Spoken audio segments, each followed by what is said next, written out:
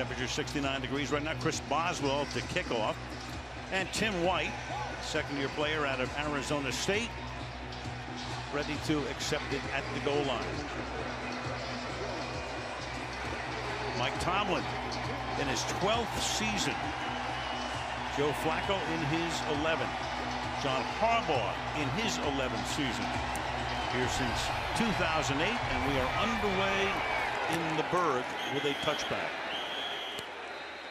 Ravens come out to the 25. Here's their offense. Joe Flacco, Delaware. Alex Collins, Arkansas. Michael Crabtree, Texas Tech. John Brown, Pittsburgh State. Nick Boyle, Delaware. Max Williams, Minnesota. Ronnie Stanley, Notre Dame. Alexander Lewis, Nebraska. Matt Skura, Duke. Marshall Yanda, Iowa. James Hurst, UNC. Marshall Yanda missed most of last year, 12th year in the league, perennial Pro Bowler.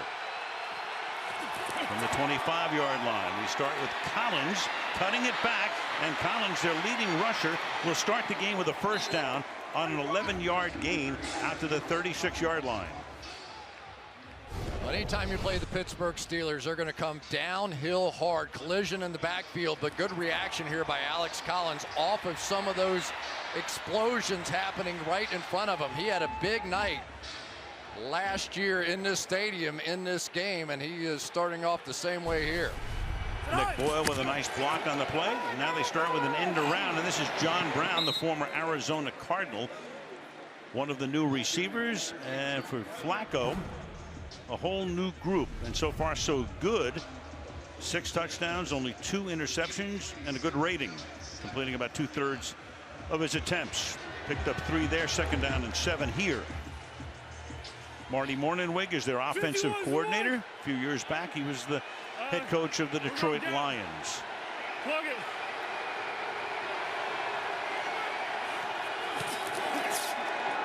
Flacco, play fake, and then the pass is caught by Michael Crabtree, but he can go nowhere. Artie Burns, who's kind of been in the crosshairs lately, he was their #1 pick 2 years ago, and he's been in and out of the lineup. Made a nice play there. It's 3rd and 4.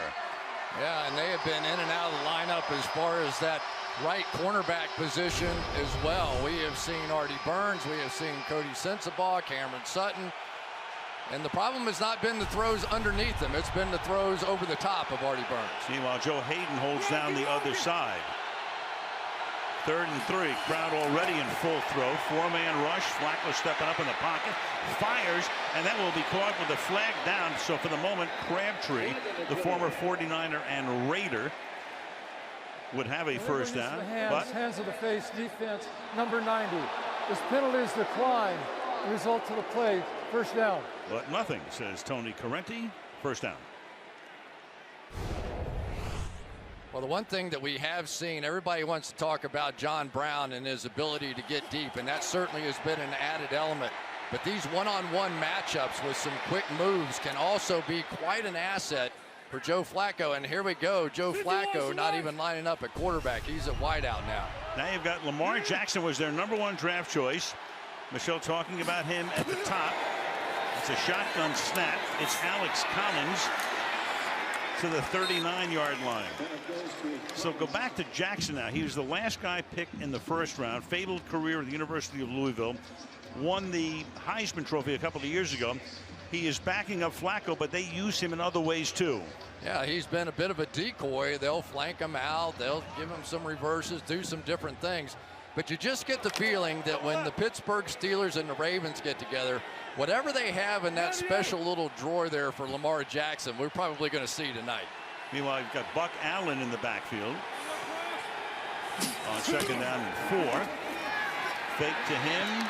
Flacco dancing, keeps his eyes downfield, throws, caught, but a little short of the first down. Willie Snead. Let's take a look at the Pittsburgh defense.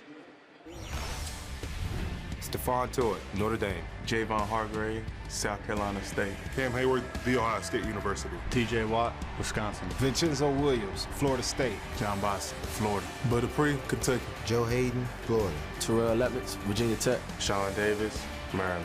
Artie Burns, the U.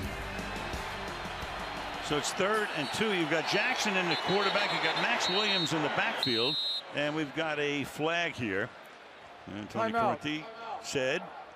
Pittsburgh, they're first.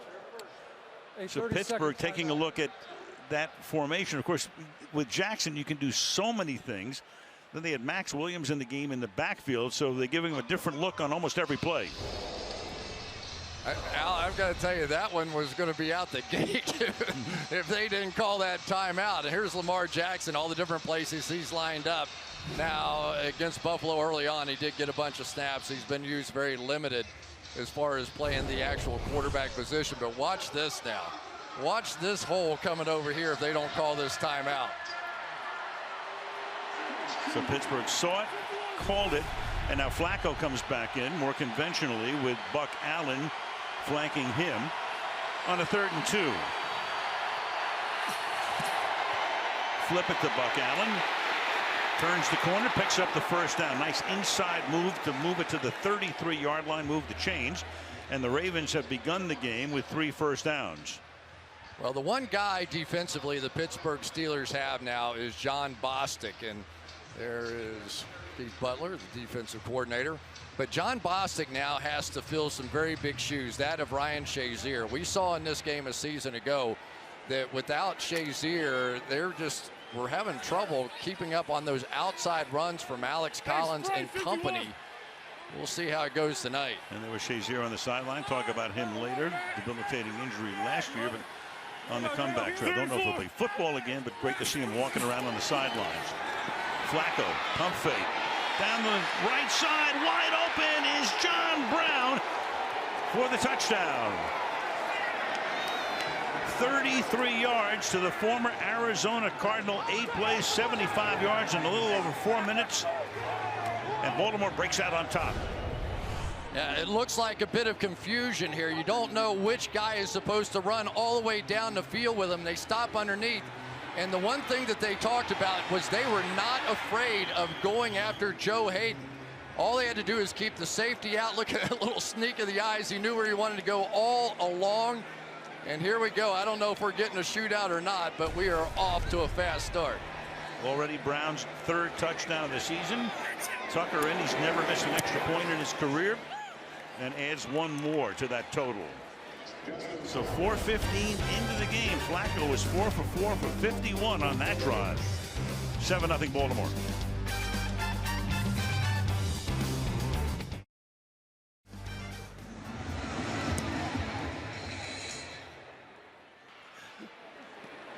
Touchback.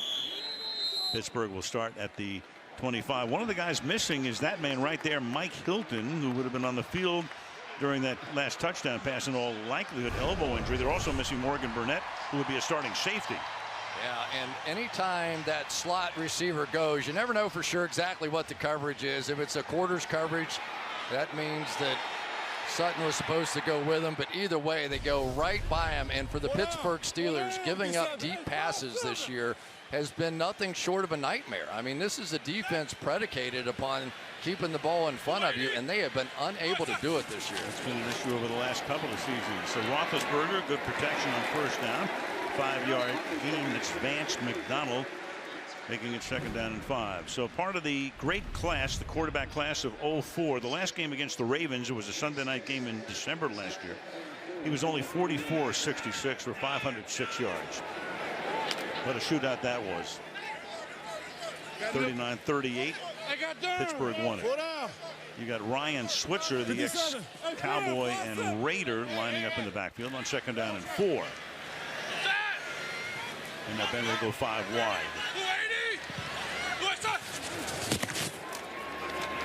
Protection again. The pass is low, intended for Antonio Brown. Now let's take a look at the Pittsburgh starters. Ben Roethlisberger, Miami University. James Conner, Erie McDowell. Antonio Brown, Central Michigan. Juju Smith-Schuster, University of Southern California. Vance McDonald, Rice University. Jesse James, Penn State. Alejandro Villanueva, United States Military Academy. Ramon Foster, Tennessee. Marquise Pouncey, Lakeland Senior High. David DeCastro, Stanford. Marcus Gilbert, Florida. Castro and Gilbert come back after missing last Monday night's game where they won in Tampa Bay by 3. 3rd and 4.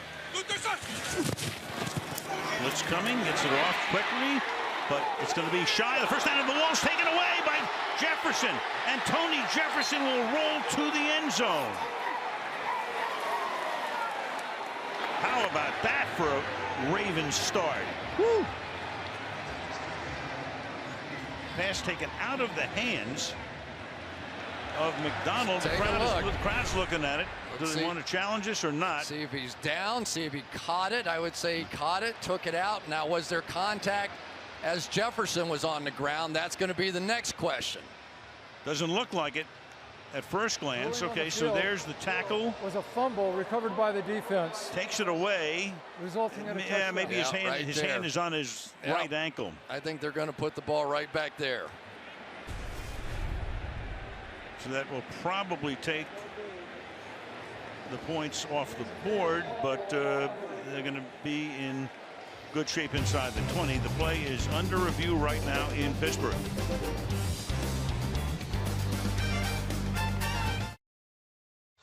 There is no touchdown after the review, but the Ravens will have the ball at the Pittsburgh 31-yard line because you have a fumble, a recovery here by Jefferson, and then Jefferson with control as he goes to the ground makes contact with McDonald, and so the play is dead right there. That was a pretty remarkable play. I mean, he just picked him clean, and but for that little tap of the ankle, he was going to score a touchdown out of it. So Baltimore Ravens, just the more you looked at them and studied them, you saw the big play capability. They've already hit one of those.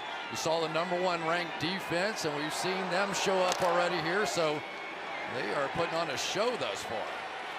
Just 5 minutes into the game, you've got Alex Collins flanking Flacco in the backfield. Pittsburgh shows blitz, back off, and then the pass is taken in at the 14-yard line by Chris Moore, who was the only receiver that was still here last year in Baltimore and caught a pass from Flacco. One of the problems that this team is going to have is trying to cover the middle of the field. Of course, Ryan Shazier was simply so great at that. And Joe Flacco is playing with such confidence right now. And this offensive line, the protection has been absolutely perfect to this point. Now Jackson takes the snap. Lamar Jackson inside the 5, and he picks up 8. What a weapon this guy's going to turn out to be. Max Williams, number 87, led the charge. It'll be 2nd down and 2. Yeah, basically you're going to try and come around here and make the play on Jackson, but they've got a lead blocker coming right in front in Max Williams, and so he meets him in the hole. So more and more they are coming up with creative ways, Martin Bordingwig is, to get the ball to Lamar Jackson, and everybody seems to be comfortable with it, including Joe Flacco. 2nd down and 2. Flacco back, hands the ball to Collins, trying to fight for a 1st down. Appears to be a little short. You know what's funny, Chris, is that you had 5 quarterbacks drafted in the 1st round. 4 of them started today. Jackson's the only guy who didn't, but he's already made an imprint on this game. Yeah, it's going to be one of those memorable classes. It already looks like that. But, you know, Al, this is where the Baltimore Ravens have been the best in football. 12 for 12 in the red zone, scoring touchdowns.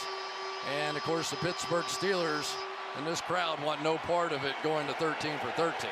They get inside the 20, and they've scored a touchdown each time. They flank Andrews, a tight end, off to the right, bring him in motion to the inside. And then Flacco on a roll, looks for Collins, hits him wide open, touchdown. Joe Flacco has started the game 6 for 6 for 73 yards and 2 TDs. And 7 minutes in, Joey Porter he wants to shield his eyes. He can't believe it. Yeah, they're going to try and make sure that nobody comes off the edge here and gets him. You could see that that was TJ Watt, and he thought he was being held on the edge, no call, and the Ravens explode out of the gates. So they stay perfect from inside the 20. You've got Tucker for his 2nd extra point attempt of the night. Sam Cook puts it down. The ball goes through. And with 8:03 left in the 1st, the crowd is stunned. And the Steelers are stunned. 14-0 Ravens.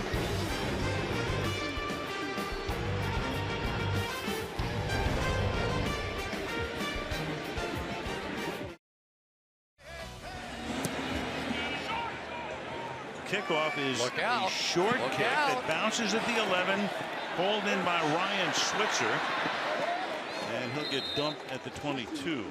So an ominous start for Pittsburgh. But take a look at this. Their last 2 games in this ballpark. Week 1 against the Chiefs, they gave up 42 points. You go back to the divisional against Jacksonville, they gave up 45. In the 150 previous games at Heinz Field, take a look at that. And the last 2 home games, 87 points allowed. You go back to that steel curtain defense in the 70s when they won those 4 Super Bowls. They had 4 seasons with 87 or fewer allowed all season at home. That terrible towel was literal. Roethlisberger, a little toss back here. Connor will take it. Yard or so. Flag is down.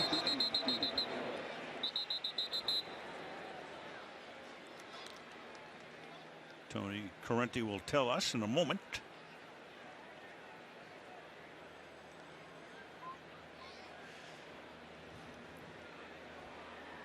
Holding.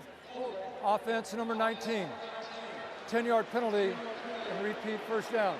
Looked over at John Harbaugh, said you want 2nd and 9 or 1st and 20. Here's that Steeler defense a moment ago on the bench. Joey Porter there. He is the longtime linebacker, assistant coach.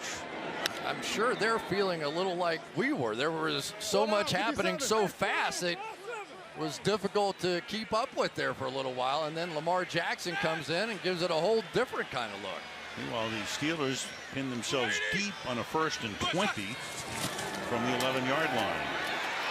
Ben is flushed out and then throws into the bench. Let's take a look at that Baltimore defense. Brandon Williams, Rockwood Summit. Michael Pierce, Samford University. Brent Urban, Virginia. Matthew Judon, Grand Valley State. Patrick Owasso, Portland State. CJ Mosley, Alabama. Terrell Suggs, Arizona State University. Brandon Carr, Grand Valley State. Tony Jefferson, Oklahoma. Eric Weddle, Utah, the real U. Marlon Humphrey, Alabama. Weddle playing as well as ever in his 12th year in the league. 2nd down and 20. Connor tries to get around the corner, just barely. Forced out by Carr. So Connor's a kid who went to the University of Pittsburgh, and since Pittsburgh trains at the same place that the Steelers did, they knew all about him. He's the kid who had Hodgkin's lymphoma. He says, I don't want to be defined by that. I am a football player. 3rd round pick. And of course, with Le'Veon Bell not here, he's the man in the backfield. And he's done a job. I mean, let's face it, he's caught everything thrown 15 for 15.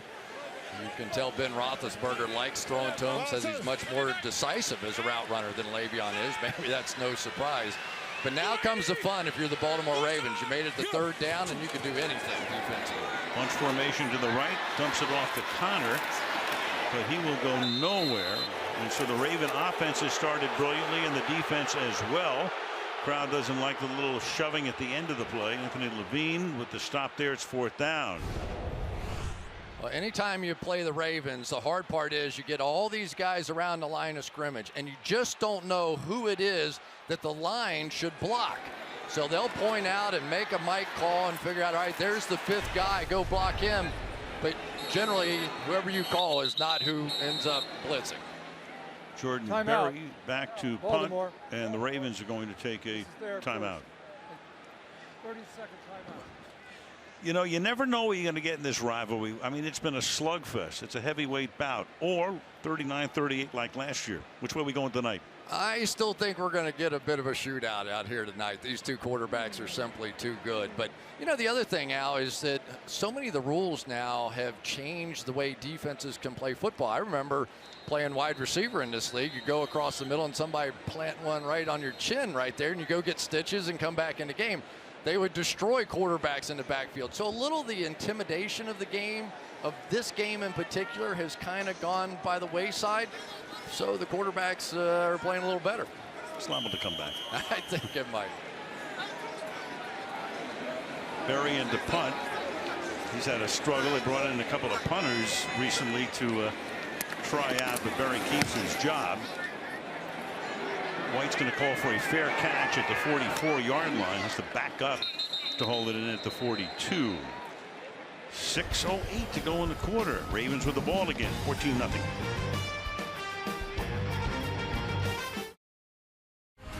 So Joe Flacco last year, a year to forget. Second shortest depth of target downfield in the league. Yards gained per pass attempt, fourth lowest in NFL history, 5.7. But this year, ninth deepest downfield, and 6.9, his highest with 3 games since the Super Bowl year. And in good measure because of those guys, the 4 new receivers, plus they have Hayden Hurst, their #1 draft choice tight end. He hasn't played yet. He's out with a foot injury. They start this drive from their own 42-yard line.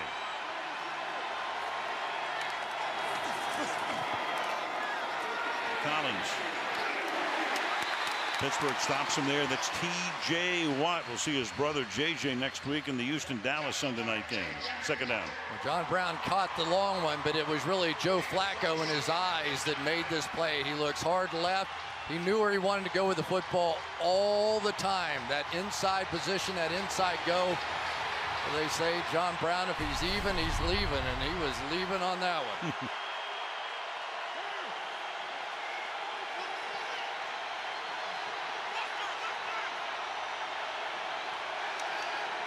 Brown trying to stir it up on 2nd down and 9. Good protection, slings it to the outside, caught there by Max Williams, and that's John Bostic who corrals him immediately, setting up 3rd down and 8 for the Ravens. Yeah, here's one of the key guys, I think, for the entire season.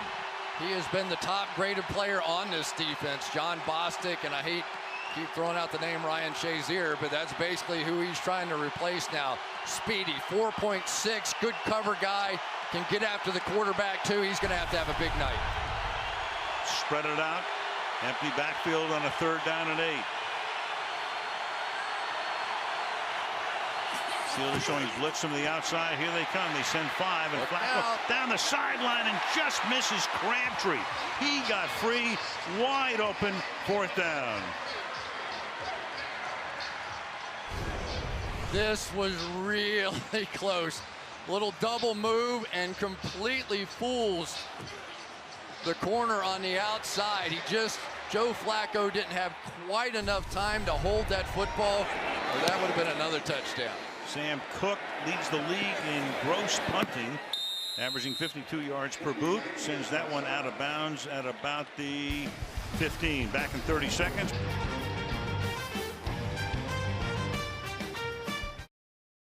As Pittsburgh takes over at the 15, Steelers still looking for their first down. And that's batted in the air and incomplete. Boy, they're all over the place. It's Brandon Williams, big Brandon Williams, out of Missouri Southern, batting it back, 2nd down and 10. Even when they have a defensive lineman perfectly blocked, they still make plays. Brandon Williams is going to be blocked right down the line of scrimmage and just get into throwing lanes here. He's basically moved out of the way, and that almost ended up another touchdown for the Ravens. Guy they call Big Baby. 2nd down and 10 at the 15-yard line. Steelers have to stay patient here. Roethlisberger over the middle, and that will be a short gain. That is Connor. There's a penalty. I know Antonio Brown was happy. He pointed right at the referee, and I think he got the call that time on Marlon Humphrey.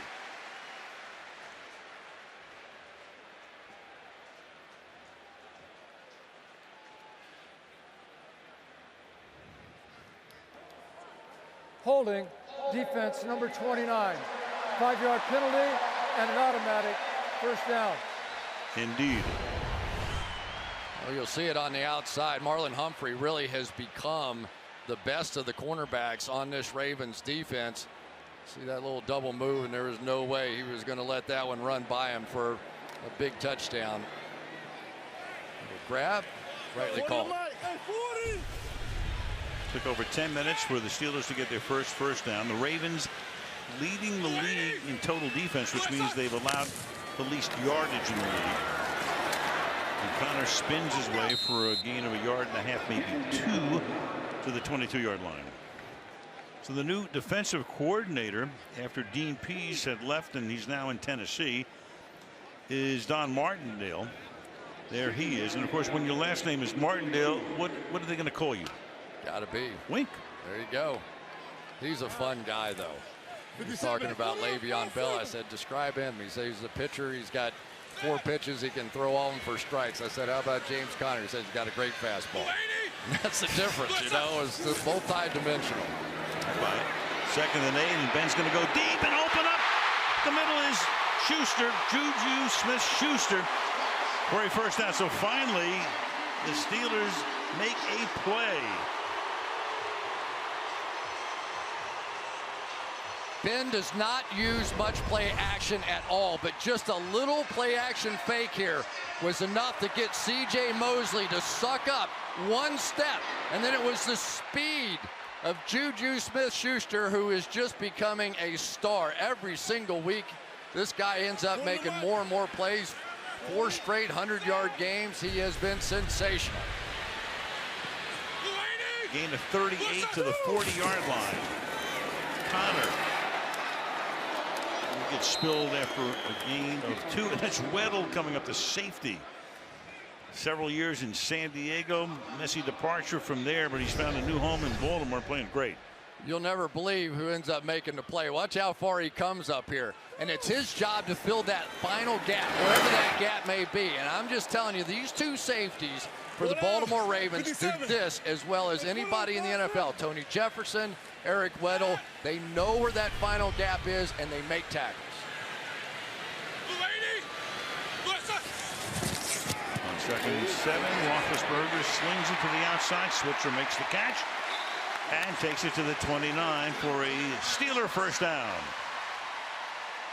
We really haven't seen the Ravens yet start to double team Antonio Brown, but we're starting to see it. This has been a part of the game plan here for a long time. Here this time, Eric Weddle, you've got coverage underneath with Marlon Humphrey and Weddle over the top. They are not going to, if they can help it, let Antonio Brown be the one that beats him. 57, man.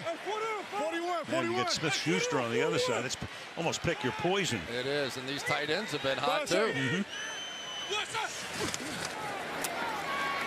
Ben stepping up, throws, caught, 23-yard line.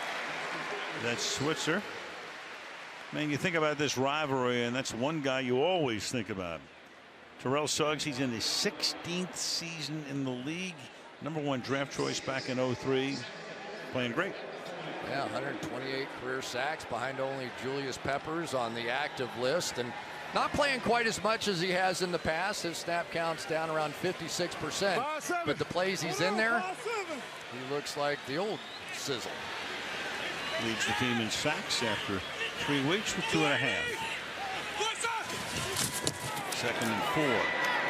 Caught and stops shy of a first down. Switzer gets taken down by C.J. Mosley, who missed last week's game, the win over Denver. First round pick in 14. 3 Pro Bowls on his resume. Yeah, 3rd and 1. And now the more that the Ravens stay in this zone defense, which is really what they've been doing for the most part out here, the more Big Ben and the pump fakes start coming into play. Ben with his eyes and pump fakes can move the secondary around. Let's see if he begins to take advantage of that as he sees these zones. 3rd and about a half yard. This looks like man coverage here, though. Keep it on the ground and fighting his way for a first down is James Conner, and that will take us to the end of the quarter. It is the end of the first quarter in Pittsburgh. With the score, Baltimore 14, Pittsburgh nothing. Sunday Night Football back after these messages. Al Michaels, Chris Collins with the show for you. Sunday Night Football, Baltimore up 14-0. But the Steelers driving right now. Have a first down at the 19-yard line. 40, 40. 40.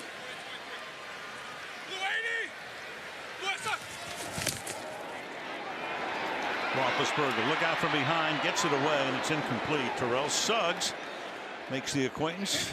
Great amount of respect between these two. Yeah, I don't know what kind of vitamins Terrell Suggs takes before these games, But he's just been amazing in the games that we've seen, always around Ben. And Ben had to sort of laugh. He said, you know, most people talk trash to me and I don't pay a whole lot of attention. But Terrell Suggs talks trash in such an intelligent way, you can't help but think about what he's saying to you. Very respectful trash talking. Yeah. 2nd down and 10. Snap it to him. Tanner looking for room, but runs into a passel of white shirts at the 17-yard line. 3rd and 7. The Steelers have been great in the second quarter this year. Not so good in the first, but then they get it together.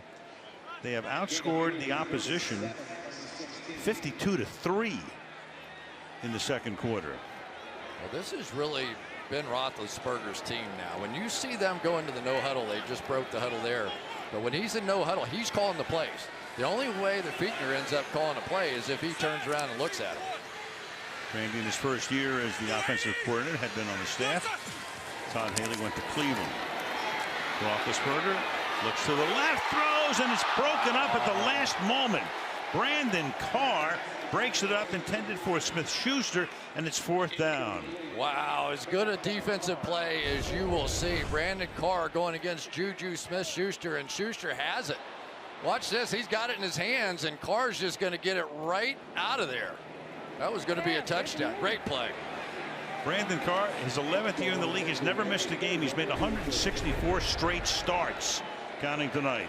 Here's Boswell. This is a 34-yard attempt. And he bangs it through to put Pittsburgh on the board. 14-3 the score, back in 30 seconds.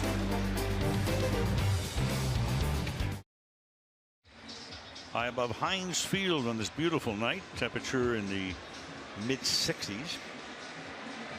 So there is Carr.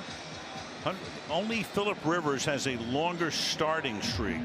So Carr 164. You know, you look at this guy and you forget Jimmy Smith is suspended. He comes back next week. You got Humphrey on the other side, and you begin to wonder, don't you, Chris, whether that streak will continue on. He'll certainly play, but will he start? I'm going to guess not. If Jimmy Smith is healthy, he is a real difference maker, so his own teammate may kill his streak. And Pittsburgh very happy not to see Smith tonight. This is Tim White to run it back, but not very far. Tackled up at the 16-yard line.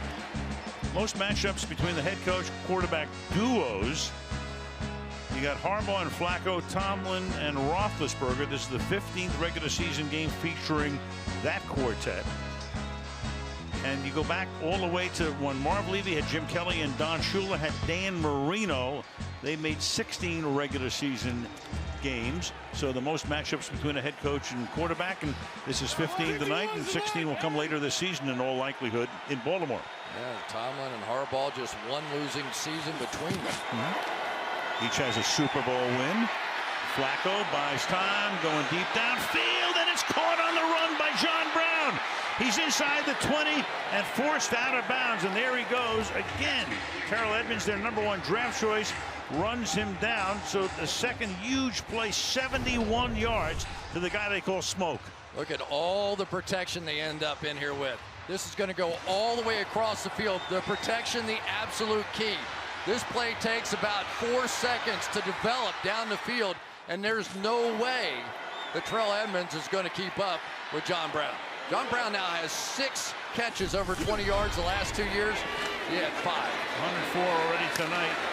This is Jackson, Lamar Jackson to the 9.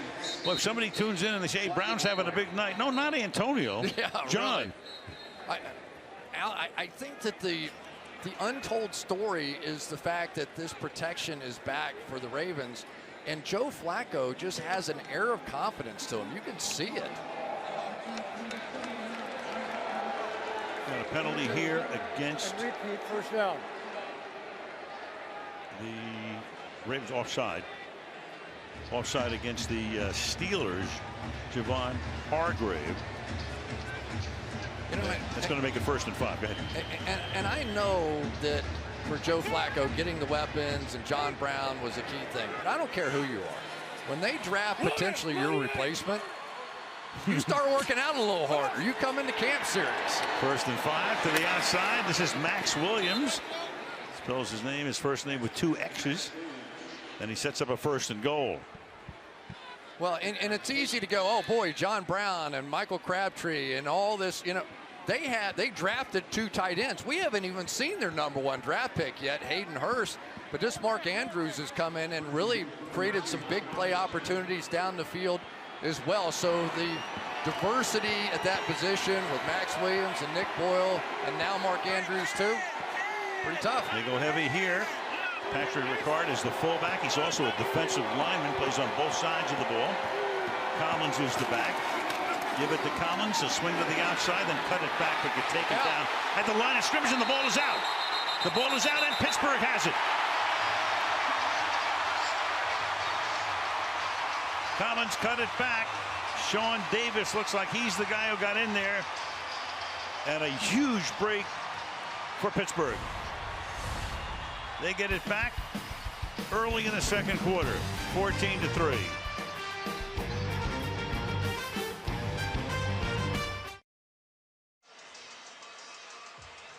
Those 2 guys converged, Sensabaugh and Davis, to get the ball out of Collins' hands and give Pittsburgh the ball inside the 1-yard line. The only break for Baltimore is that it didn't go into the end zone. Otherwise, they would have had a touchback at the 20.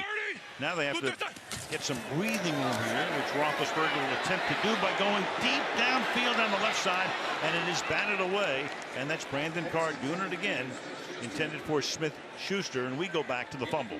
Yeah, the difference between good and great players is great players get the ball out. Sean Davis here is going to team up with Sensabaugh to make the stop. But then Davis keeps going and strips that football out and really puts the Pittsburgh Steelers back in this game. That was a huge break that the Steelers needed. And Edmonds, the guy who got beat on the long pass to Brown, there he is, the rookie number 34 with the recovery. First time that the Ravens have gotten inside the opponent's 20 this year and not scored. After 12 successes, Roethlisberger throws wide open over the middle. Jesse James out to the 25-yard line, tackled there by Tony Jefferson.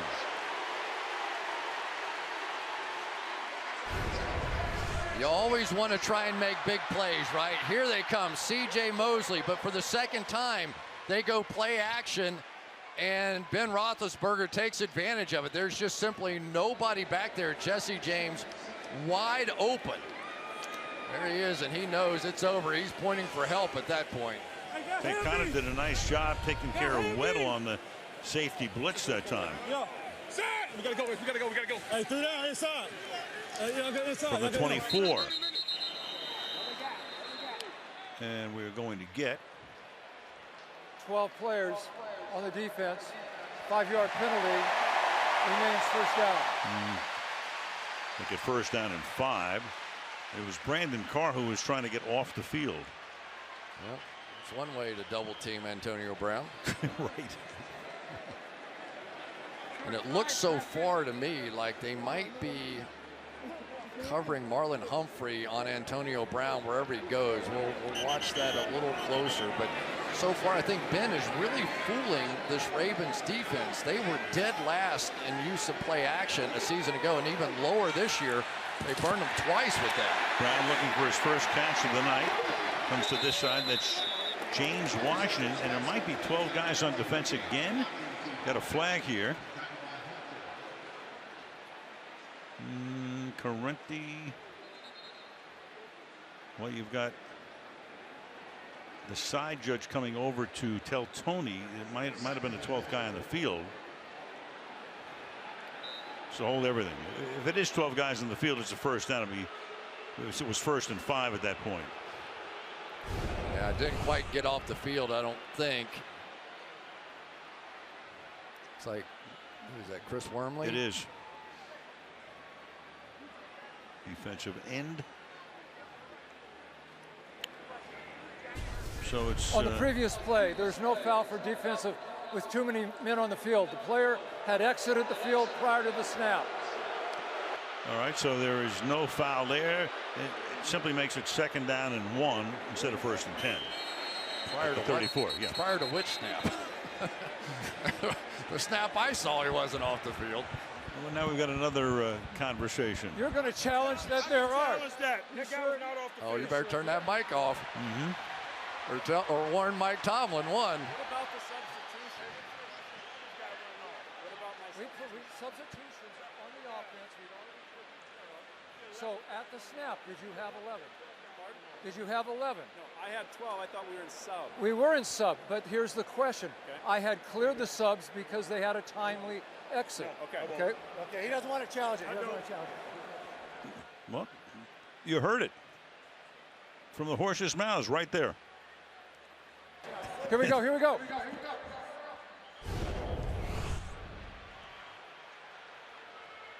So you've got. We're talking about right out Warmly, there, right? Right. Let's see when that snap happens. Well, after all of that, where are we? 2nd and 1. We are confused. He was definitely on the field when that snap happened. Yep.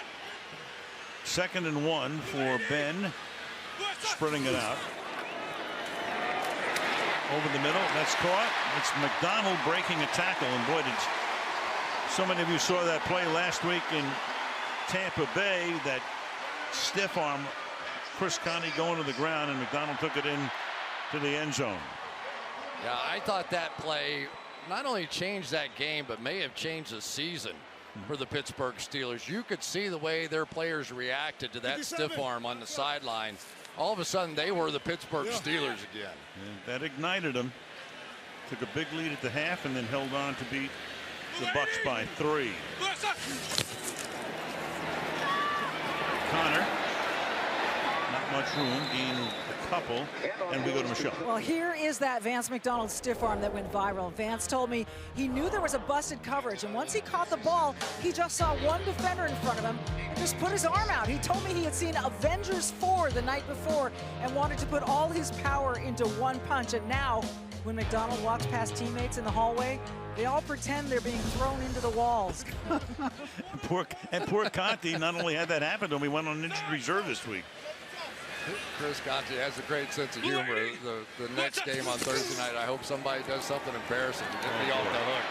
2nd and 7. Ben going all the way back and fires, and coming back to make the catch is Smith-Schuster for a first down.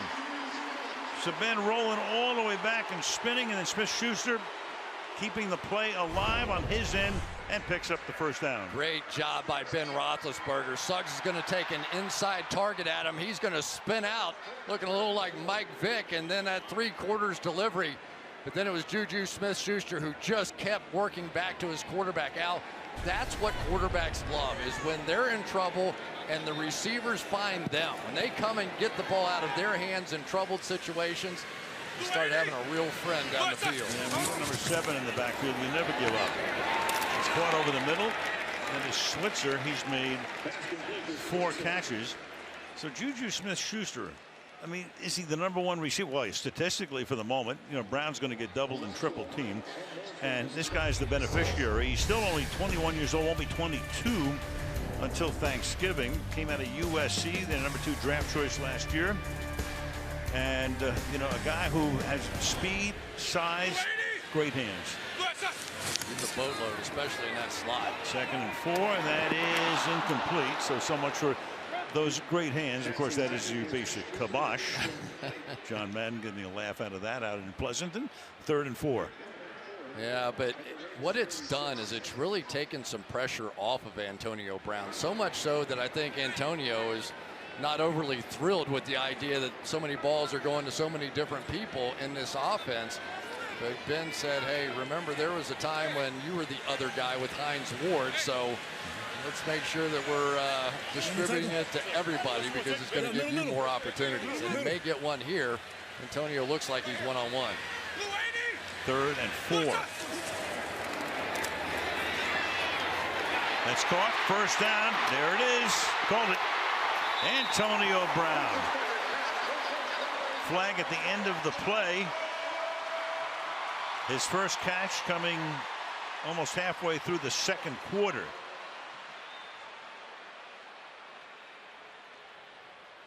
Yeah, it's just a problem.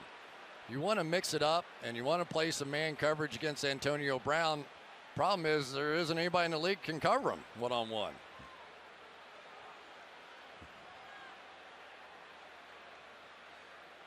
That was good for 17 yards.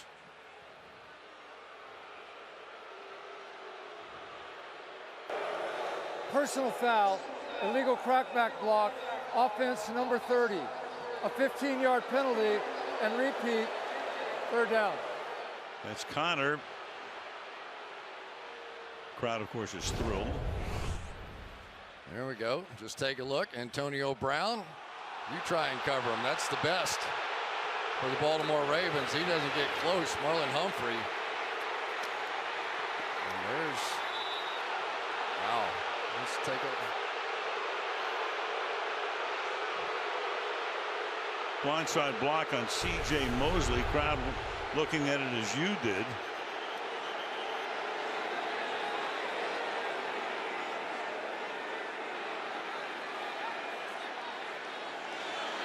So that makes it 3rd and 19. And make it 3rd and 4 after the penalty, and that's caught for a first down by Antonio Brown.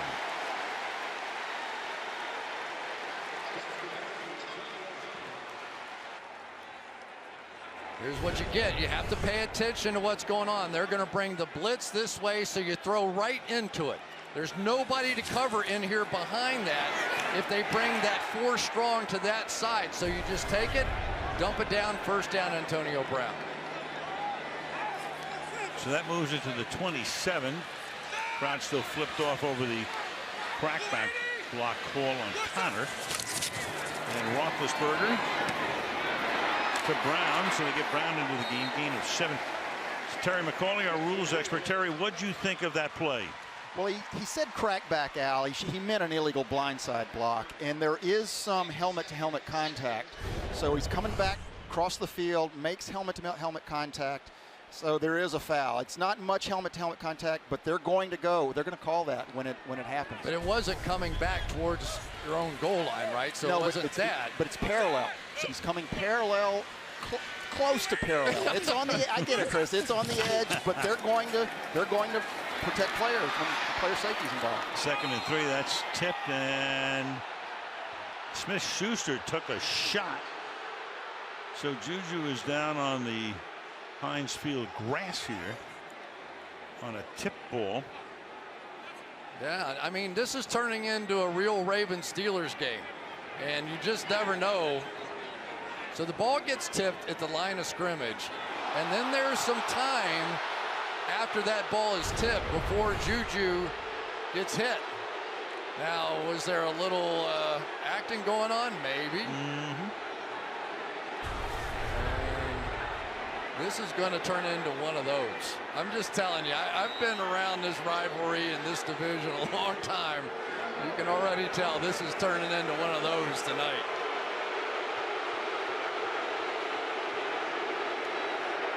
And second timeout for Pittsburgh.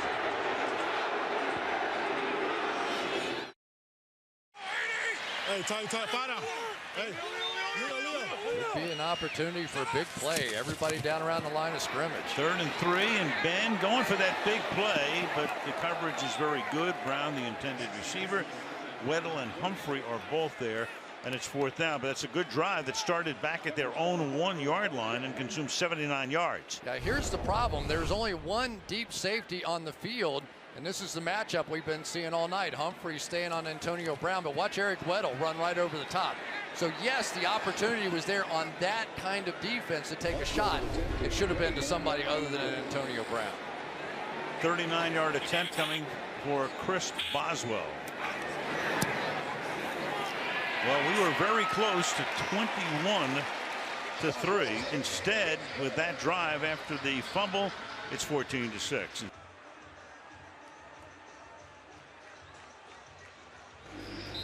14-6. Ravens again coming into this game with a mark of 2-1, and Ben's Steelers coming in with a tie on opening day against Cleveland, a loss to Kansas City, and then a victory on Monday night against Tampa Bay. 1-1-1. You know, Wink Martindale, the defensive coordinator for the Ravens, told the rookies this week, you're not really a Raven until you played in this game. I think they might understand what he's talking about now. Tim White will have a chance to run this one back. Collects it at the 7-yard line. And gets drilled up at the 23. 6:21 to the half. Let's take a look at the updated standings in the AFC North. Bengals won a thriller today at Atlanta. Wild game. Ravens come in 2-1. Pittsburgh is 1-1-1 and a heartbreaking loss to the Cleveland Browns. Had a late lead out of Oakland and lost in overtime to the Raiders. So the Browns are 1-2-1. Well, the Ravens swept by the Steelers last year, and that's really what knocked them out of the playoffs. Flacco throws, and that is caught. That is Willie Snead making the catch. The former New Orleans Saint, tackled there by Cam Sutton. First down. I have to tell you what I think one of the unsung guys of this season for the Ravens will be is Willie Snead. The more you watch him play, the more you have a chance to see that it is those little one-on-one throws like we just saw to Antonio Brown, those little in-and-out moves sometimes that keep drives alive, that he may end up being as valuable on this season as John Brown or any of these other receivers. Checking it out from behind Flacco. He throws, that's caught up at the 37-yard line by Mark Andrews, tight end. Had a big game last week against the Broncos. Yeah, you can almost tell when Mark Andrews comes in the game that they're looking to try and throw. And when Mark Andrews and Buck Allen are in the game together, more often than not, those are the two guys. They sort of sneak them in on occasion in some big power-looking sets and then try and throw them the football. 2nd and 8. Over the middle drop, and lucky it wasn't picked off. That's Michael Crabtree. He's a great receiver, but he drops a lot of balls. Nobody's dropped more over the last 4 years, and that's the 6th time he's dropped one this season. I mean, he came in the league with a real reputation as being one of the best catchers of the football that there was, and I have no explanation for what's going on with him right now. 11 total drop passes for the Ravens this season. Buck Allen in the backfield. Crowd twirling the towels. Try and pick out who's blitzing out of that crowd. 3rd and 8. Flacco going to the sideline and incomplete. John Brown deep downfield. 4th down. Joe Hayden covering on the play. Here we go. You want to see some fancy blitzing? What's TJ Watt here? He's up. Oh, no, he's going to go back in coverage. Here he comes right back at you. What they're trying to do is get those offensive linemen to say, oh, he's dropping. Let me go help over here and give him a straight shot to Joe Flacco. Little spinorama. Sam Cook to punt. You get all kinds of crazy punts out of this guy. He has about 20 different ones. Flag is down. Switzer's going to call for it and make a fair catch at the 9. Got a Steeler who is down. You got 2 flags back where the kick was. It's Darius Hayward-Bay. And Corrente coming over to discuss it with Tomlin.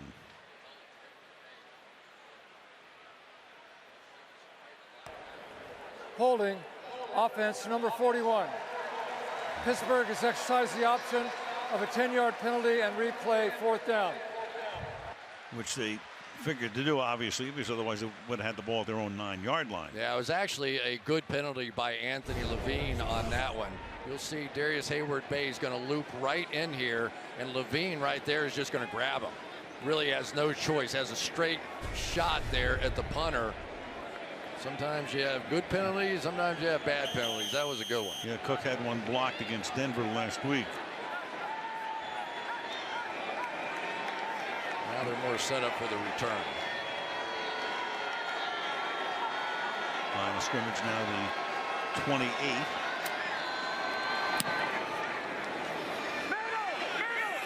Switzer, chance to run it back from the 21-yard line, but only to the 24.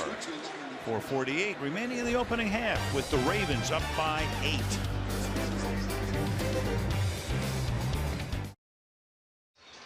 These two guys were teammates on the AFC team at the Pro Bowl a few years back and have stayed in touch and have a great deal of respect for each other and text and talk to each other quite often. Yeah, and right now they're matching wits. Weddle is the defensive signal caller out there, and it is not always easy. There he is right there trying to figure out. He moves around all over the place. He goes back deep. Vance McDonald. That's a gain of 11 out to the 35-yard line. First down. Clock ticking down to 4.5. Yeah. And the Ravens would love to stay in that two deep look that you just saw on that down, and basically dare the Pittsburgh Steelers to try and beat them with James Conner. I mean, that's really what they're looking for here. So they're going to stay back here, or do they start drifting somebody up and double team an AB? Whatever the case may be, that's the basic formula here. Ben goes to his third choice and has it knocked away by Tavon Young, third-year guy out of Temple. Made a nice play. So Ben looked right, looked over the middle, quickly to his left, incomplete. Second down. Yeah, Tavon Young is one of those guys that pretty good rush in the passer. Had a couple of sacks against the Bills, and when Jimmy Smith comes back, he will stay the slot cornerback. And then, of course, the discussion is that Brandon Carr that would go to the bench at that point. You can see Smith-Schuster to the left, down to the right. Deep over the middle. That's caught, and keeping his balance and dragging people with him is McDonald. He's a truck. Gain of 33. He is a runaway truck. Don't need no stinking stiff arm. I mean, this guy has really become a fan favorite. Why not? There's one. There's two. Three. Almost got away from him. I mean, you better go in there man size. Forget about trying to get the football out of his hands. He almost broke that one for a touchdown. Shades of Mark Bavaro, who he had to Google the other day to find out who he was, the ex-Giant. That was Andrews actually had to Google him, but McDonald should Google him too. James Washington to the 27. And somewhere Bill Belichick just threw up. Right. Come on. One more run. A look at the run by McDonald. You know, it's hard to describe the personalities of teams. This does more for the Pittsburgh Steelers and this fan base than anything else you can do. Just physical, nasty, tough football. That's who they are. Second and 4. Ben dancing, waiting, throwing, and the catch is made by Brown. Touchdown.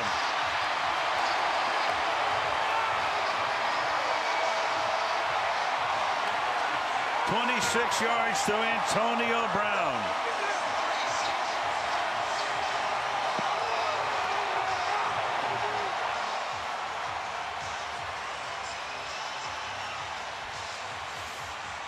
You get the big play by Vance McDonald to get them all fired up. You get Ben Roethlisberger scrambling around as only he can do and buy time. And you get the double move by Antonio Brown, who has been the best receiver in football for several years in a row now. And now they go for two. And 63% is Tomlin going for the deuce to try to tie the game.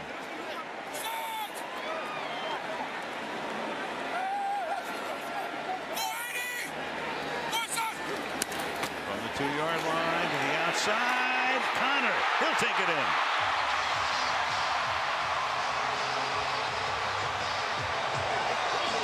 The game is tied. 76-yard drive, 5 plays, all passes. And Ben's already thrown for 224 yards tonight.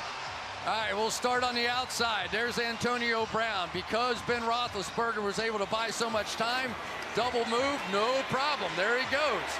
Right over the top. Really pretty good coverage. Just a brilliant catch. But it's really set up by the ability of Ben Roethlisberger. Look at him. He's waving people down the field, comes all the way back. If I have this much time, I know 84's open. And the unsung hero, Alejandro Villanueva, staying right on Bowser on the outside. No foul there. Well, they say Ben being Ben. That's Ben being Ben right there. He's already thrown the ball 29 times tonight. Tomlin loves it. Brown has caught 4 for 57. This is White. To the 25, and back we go to the 2-point conversion to tie the game. Yeah, basically the same sort of play the Ravens ran out there. Just going to try and get a little wall built so you can get your back. James Conner right out here.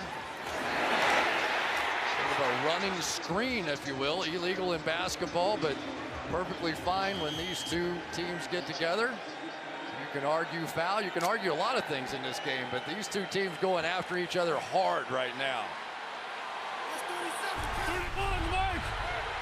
From the 23, 2:46.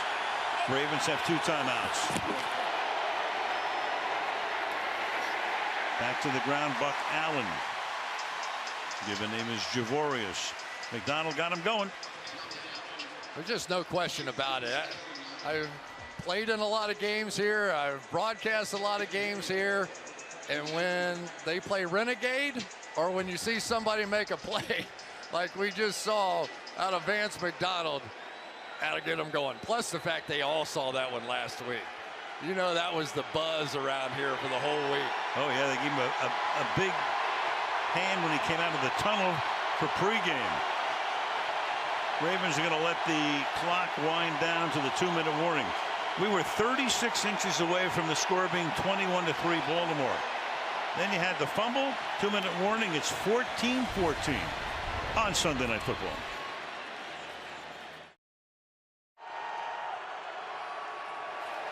Two minutes to go.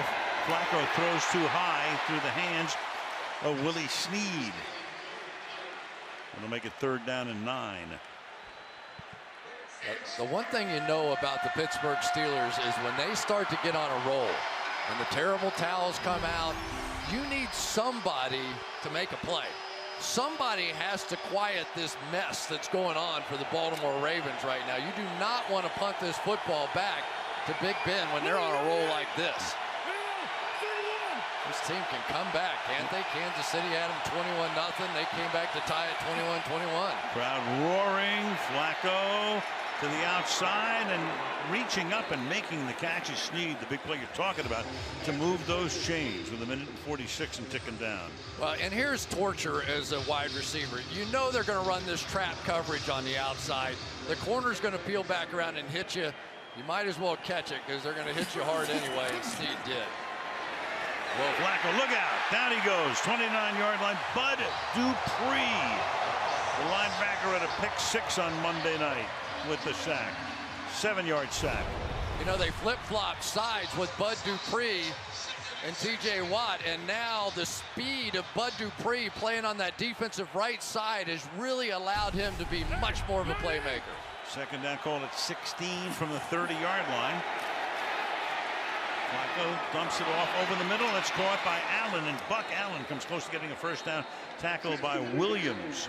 And timeout is taken by the Ravens. That's their 2nd with a minute to go. It'll be 3rd down and 1 when play resumes. It never disappoints, does it? I mean, it really doesn't. We've done a lot of these games, and there's just something about the matchup, and it's like two bullies in the same room, and they both think they're going to out physical the other and beat them up, and here we go again. And it's crazy. The Ravens started out so hot. If you joined us late, they had a 14-0 lead a few minutes into the game. We're ready to take a 21-3 lead, and Alex Collins fumbled at the 1-yard line as he went in, and the next thing you know, Pittsburgh marched down the field, got right back in it with a couple of field goals. Touchdown, 2-point conversion. 3rd and 1.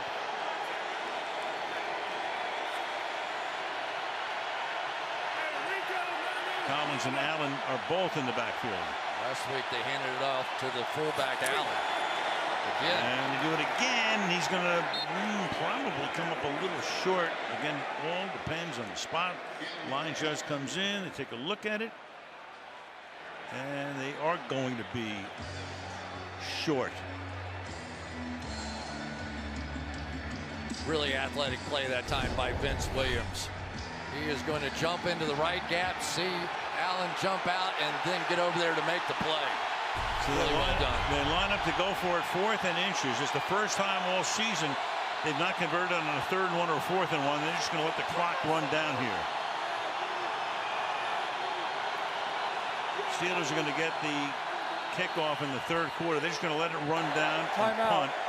It's a really good play on the part of Harbaugh right there, because if they go out there with the punt team, he probably calls timeout, does Tomlin, and instead he goes out like he's going to go for it. So Tomlin doesn't want to risk they're going to get it and keep the drive alive. A little give and take from both coaches there. Right. Tomlin had 1 timeout, couldn't use it. And Flacco lined up. And now they'll boot it, and in all likelihood, we're going to go to the locker room. Tied up. Well, let's see if they have one more special rush. They got close, but for the holding call on Anthony Levine, they might have blocked one. Let's see if they have another rush lined up. Sam Cook. High floater. Fair caught 12-yard line. Switzer with 10 seconds. Well, here we go. There's always a trigger point in some of these great matchups, and Vance McDonald has been the trigger point in this one. He got started early, and when he makes plays, he's just pinballing off of everybody. A little shot at T-Sizzle there, maybe a block in the back there. This is just Steelers and Ravens, and then the defining moment so far this game right here. Vance McDonald just taking over. And the very next play, I do believe, right there. Down the field to Antonio Brown with a great Ben being Ben play, and enjoy a cold drink of something, and they come back soon for the second half here. It's only going to get better. McDonald, an ex-49er, traded over here last year. Hot start for the Ravens, but now we're tied.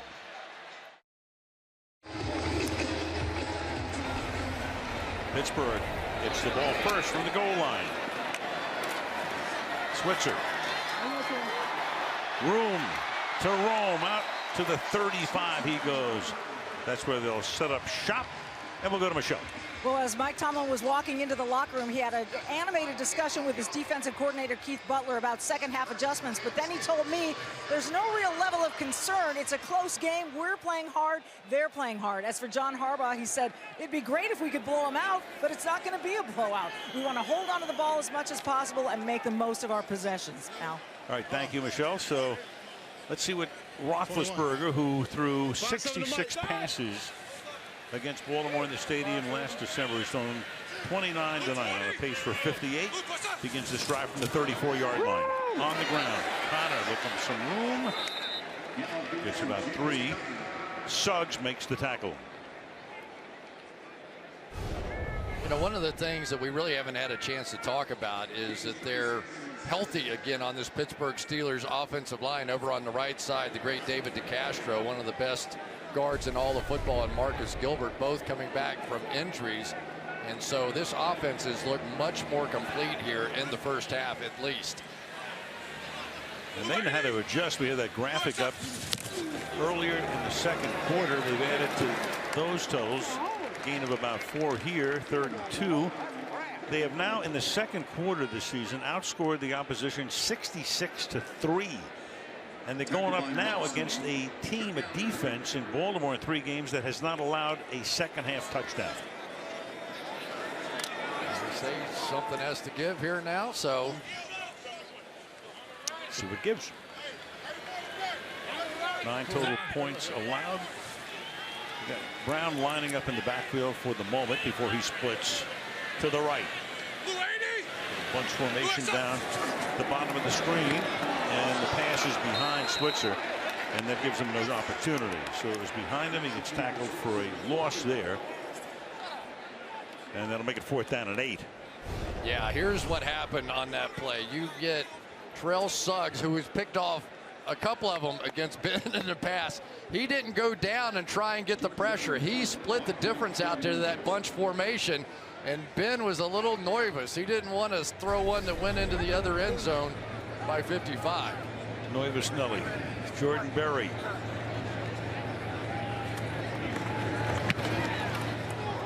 Tim White drifts over, makes the catch, and steps out of bounds at about the 26-yard line. Flacco and company back to work in a tie game in Pittsburgh.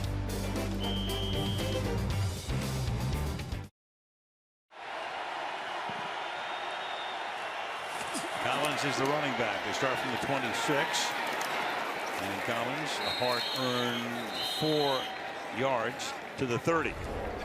Big matchup on the outside with right tackle James Hurst, a very good pass blocker going against T.J. Watt. And he's really done a pretty good number on him. You will see time after time Flacco really being able to step up in the pocket and take that extra second or so. And when he was kept clean in the first half, 11 for 14, 176 yards and 2 touchdowns. Keep Joe Flacco clean, and it is tough to stop them. He did a good job on Von Miller last week, and that's saying something. Look at the time. But the secondary does its work, and then he shoots it underneath to Max Williams, who gets it out to the 47-yard line for a Raven first down. Gain of 17 yards.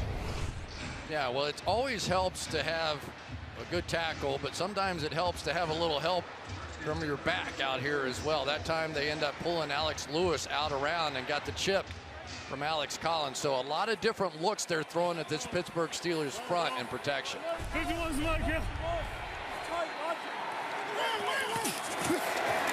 Flacco 14 of 18 and now 15 of 19 as he hits Smoke Brown at the Pittsburgh 41-yard line. Joe Hayden makes the tackle. Here's what they're doing now. They're going into a run look, so they've got extra tight end, go hard play action, get these guys to step up, start sneaking people in behind. And that's really a difficult thing to try and do. The Pittsburgh Steelers, by their very nature, you don't get drafted here unless you're aggressive. And sometimes opponents can take advantage of that. Third catch for John Brown in triple figures. They've got a good run here by Alex Collins. Collins tonight has carried the ball 7 times for 28 yards. Yeah, and then just about the time you hesitate a little bit, when they do run the football, there's John Harbaugh and Mike Tomlin, 2 tremendous football coaches, and kind of different styles, but in some ways the same, don't you think? I mean, they both very honest, great interviews for us, for both of them. We always enjoy our conversations. Second down and 5. Flacco going for it all, and it's incomplete. Looking for a flag was Brown. There is none. Hayden with the tight coverage. It's 3rd and 5 upcoming.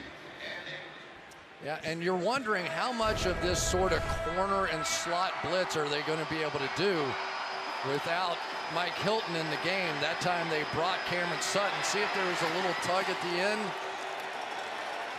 John Brown thought so. Officials said no. A little tug of the jersey. 31.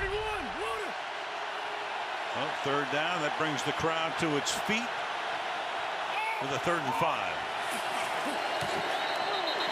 Flacco throws. There's a flag down, and it happened before the snap. Tony Correnti, the referee, tells us. False start.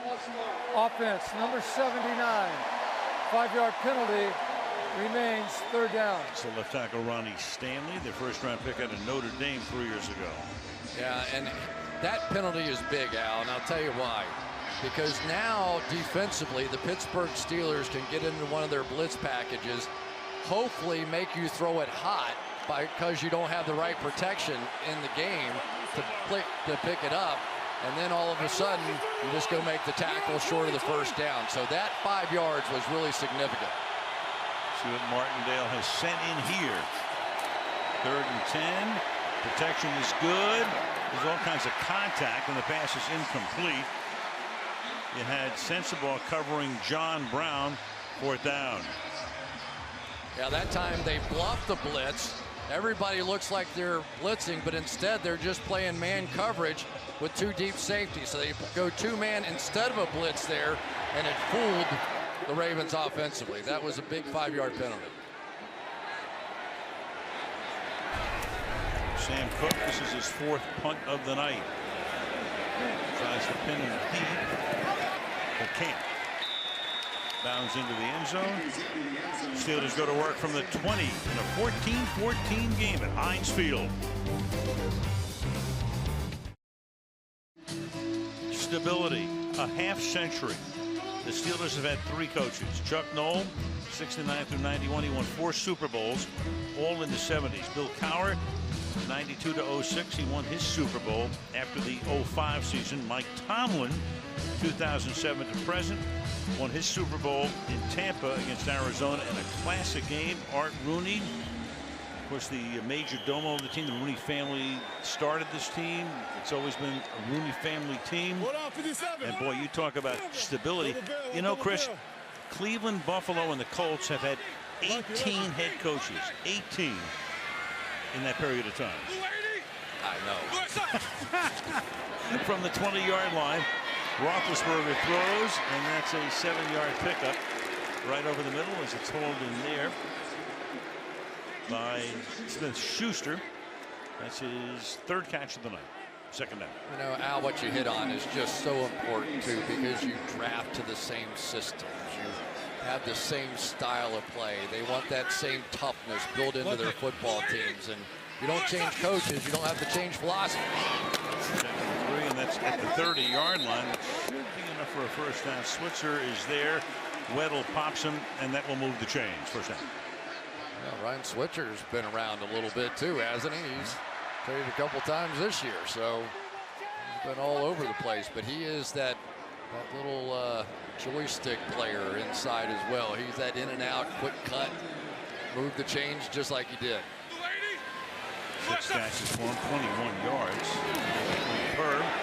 But that was a timely one. Here he is again, and that'll help the receiving average. First down at the 41-yard line, or close to it. Well, that catch was nothing for Ryan Switzer. Take a look at this.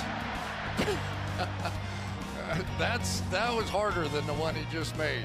And you want to make it a little harder? Let's just do it one-handed. Amazing. Tell you what's amazing that I ever played this league. I see some of these guys and what they can do. You were able to do that. First down with 8.5. Brown slips a tackle, and he's finally forced out of bounds by Levine. Broke away from Humphrey. Gain of 5, 2nd down. You know, the one thing they do miss in this game, though, is Jimmy Smith is one of the few cornerbacks in the NFL that has had success covering Antonio Brown. There just aren't many of them, and he comes back after this week, and I asked Harbaugh whether or not he looked like the old Jimmy Smith, and he said yes. So this is a good secondary as it is. We'll get better. Up to the 47, Switzer on a carry. 3rd and 4. Well, let's take a look. Antonio Brown has wrecked the game many a time for John Harbaugh in this Ravens defense, so they are going to pay a lot of attention to him. When they do go man-to-man coverage, Ben comes right back to him. Inside his zones, he'll drop it off, but so many times we've seen this, haven't we? Ben by a little time. Antonio Brown scramble right with Ben, and can't stop it. Roethlisberger guns it to the outside and too high. Intended for Brown there. So it's 4th down. The punting group comes back in halfway through the 3rd quarter. I don't know what happened to that throw. I don't know if that one slipped. He didn't get the laces. I don't know what happened. He was staring right. Antonio Brown had what he wanted, a simple little out route. And missed it by a mile. Filled it with helium.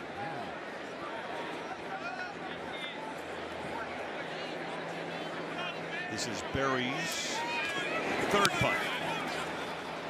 Very short kick. And White comes up and fair catches it at the 20-yard line. 7:24 remaining in the 3rd in a tie game.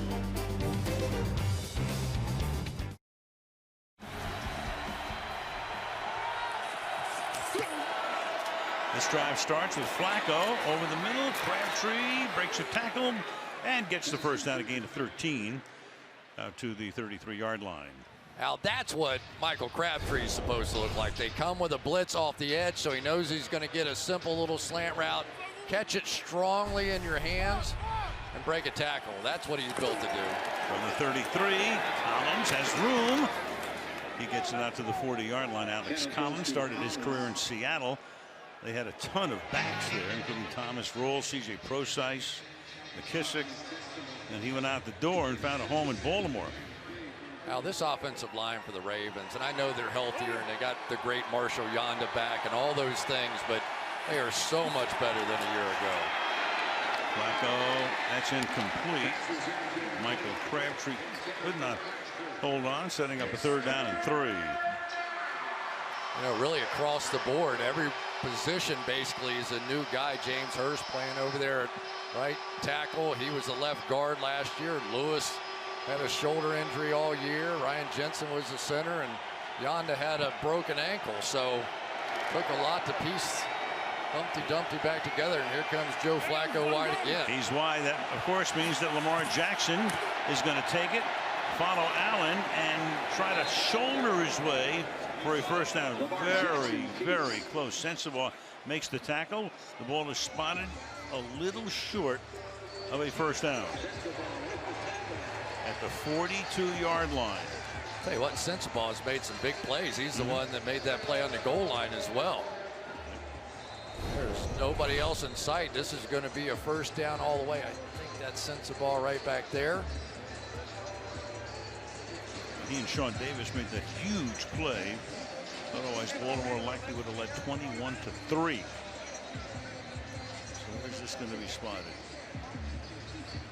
You know, he was going to make it until he hit Alex Lewis. Alex Lewis is really the one that knocked him behind the chains. Well, yeah, now they're going to give him the 1st.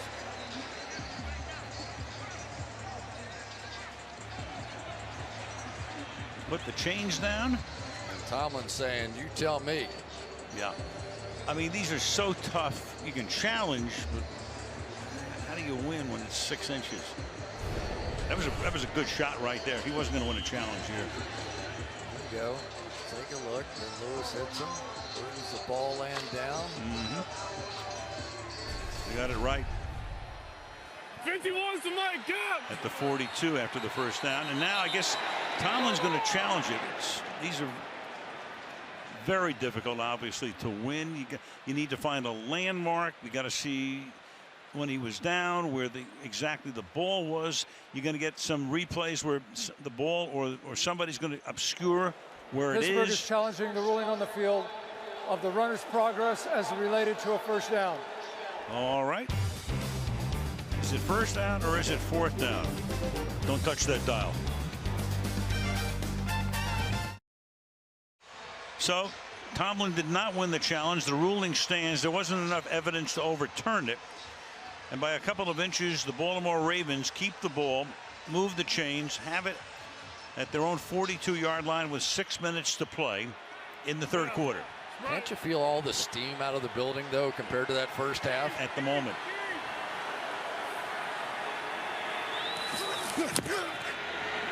Flacco throws, and it's caught. And fighting for the 1st down is Mark Andrews to the 47-yard line. Back to the marking of the play. You need something conclusive. And Terry McAuley, how'd you see this one? Yeah, really, I don't even have any idea. Usually you think you know one way or another. He may or may not get it. He's out in space. There's no point of reference, as you said earlier. You've got to have clear and obvious evidence that he didn't make it. So they did the right thing by letting it stand. And now Flacco will throw deep downfield for Brown, and that is busted up at the goal line.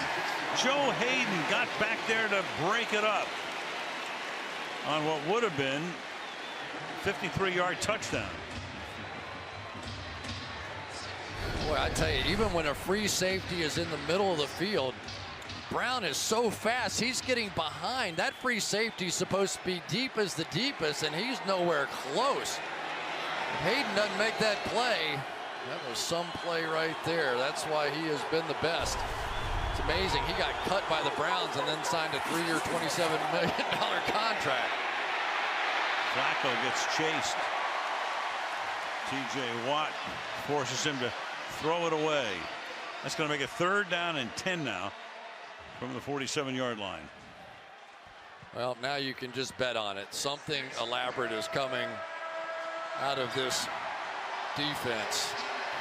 We'll know exactly what it's going to be, but you can basically watch the front. You'll see about 7 or 8 people right around the line of scrimmage, and probably 4 or 5 of them are coming. You just don't know who. And as an offensive line and as a quarterback, you're just guessing. Keith Butler, defensive coordinator. What's he going to call here? 3rd and 10. Flacco complete to the 32-yard line to Tim White.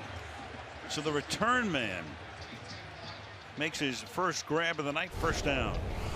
So they do not, again, they're just playing man coverage. This too deep, that has been their scheme tonight. So they just rush 4 in a 3rd down and 10.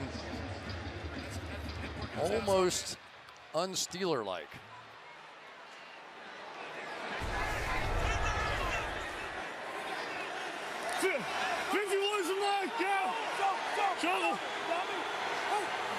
Bringing a 3rd back to Lance Turner, a rookie, and they can see what he can do. Rookie free agent out of Alcorn State. They lost Kenneth Dixon, went to injured reserve in the opener with a knee. So the number 3 back here picks up 4, 2nd and 6. Well, Marshall Yonda, we talked about him, 6 straight Pro Bowls, is right there. And he'll be working against John Bostic up the field here. He can get to that 2nd level, and now that he's getting healthier and healthier, such a factor. To the outside and drop. Nick Boyle, first time he's been targeted into the game. So it's 3rd down, another crucial 3rd down for Flacco and company. Well, now, if in fact they blitz, you take a shot at trying to drive them out of field goal range. So Joe Flacco has to be very smart here and understand, yes, it's really important to try and pick this up, but job one is do not take a sack. Yep. Otherwise, it's a 47-yard field goal if they don't gain a yard. And they've got maybe the best kicker in football at the moment. 3rd down and 6. Flacco fires into traffic, nearly intercepted. Crabtree was the intended receiver. You had pressure put on by Bud Dupree, and now they'll send Tucker in. I mean, Tucker is amazing. You look at some of the things that this guy has done, and Tucker is now in his 7th year in the league. If he has a second half of a career like the first, they can make some room in Canton, along with Morton Anderson and Stenrud. 90% field goals. Average length is 38.5 yards. Average length of his miss is 50.1. He's never missed an extra point. This to give them the lead from 47.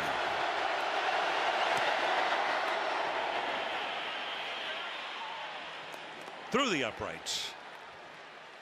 And so the Ravens, who had a 14-0 lead at one point, saw that evaporate, are back up by 3. 5 missed field goals the last 3 years, and 3 of those 5 were blocks. The other 2 were 50+. This guy has just been unbelievable. And that combination of Tucker, Sam Cook, and Morgan Cox have been together for a long time. Well, 2 place kickers in the Hall of Fame, Morton Anderson, Jan Stenrud. We're not saying he's going to go in right now, but I mean, he's off to a pretty good start. The other guy who's certainly going to go in is Adam Vinatieri. Yeah, and oh, by the way, Justin Tucker can sing opera in 7 different languages. Just as a side. Yes, he can. 7 languages. Vinatieri today for Indianapolis also set the all-time NFL record for most field goals in a career.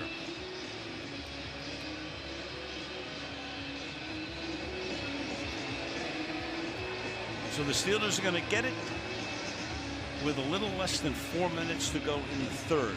You know how the second half magic for the Ravens defense is kicking in again. And it's going to be fielded, dropped, and picked up again at the 18-yard line. This is Roosevelt Nix, fullback by trade.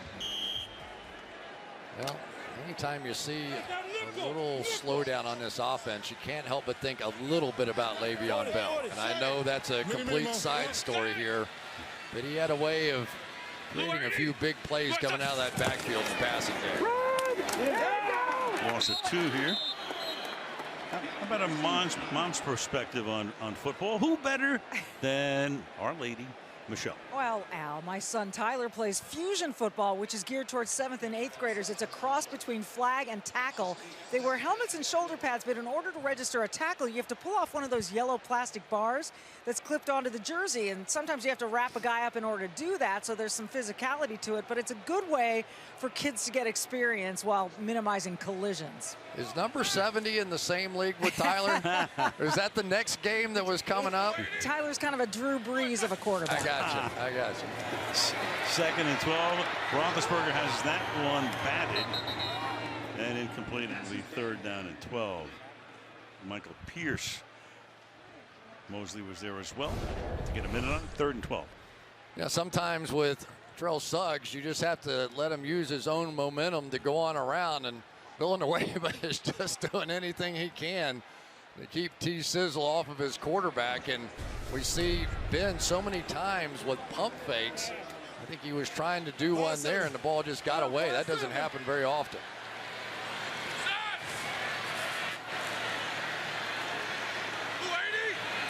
Third and 12. Roethlisberger has not been sacked tonight. Still has, and that one is a little behind, but Brown appeared to be ready to catch it and couldn't. 4th down. Yeah, tried to hit Antonio Brown right out of the break. He really had another moment here to make this throw. Plenty of time, perfect protection, and it just, the timing of the break and the throw was just off. That was a chance for a huge catch and run by Antonio Brown, and that's a couple of misses now by Ben. Too far behind him. 4th down. Berry's kick. Fair catch pulled for, and White makes it at the 31-yard line. Well, we've hit on it a little bit, but these two outside linebackers have flip-flopped sides this season. Bud Dupree going to the defensive right, T.J. Watt to the left.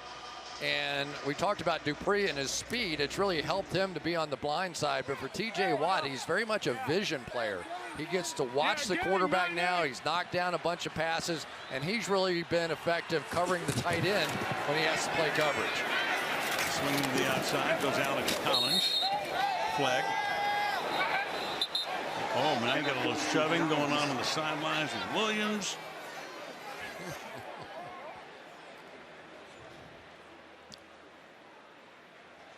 It's a hold against the Ravens.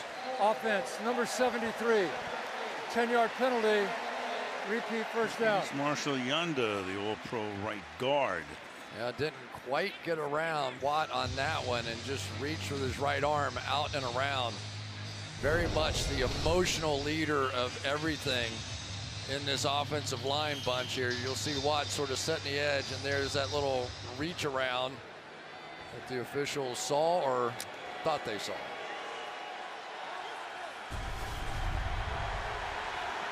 Hey, Rocky 5-1. Hey, go load it, load it. Empty the backfield on a 1st and 20. Flacco has that one knocked away and may have been a fumble as he has to collect it himself on the ground. 2nd down.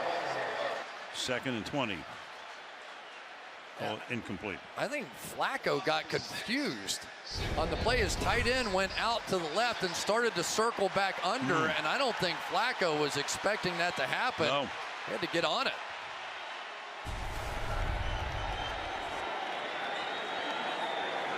When the coach starts looking around the sideline going, anybody have a good 2nd down and 25 or whatever it is here? Well, they're going to call it incomplete now. They changed it. The ruling on the field was an incomplete pass. So the flag comes out from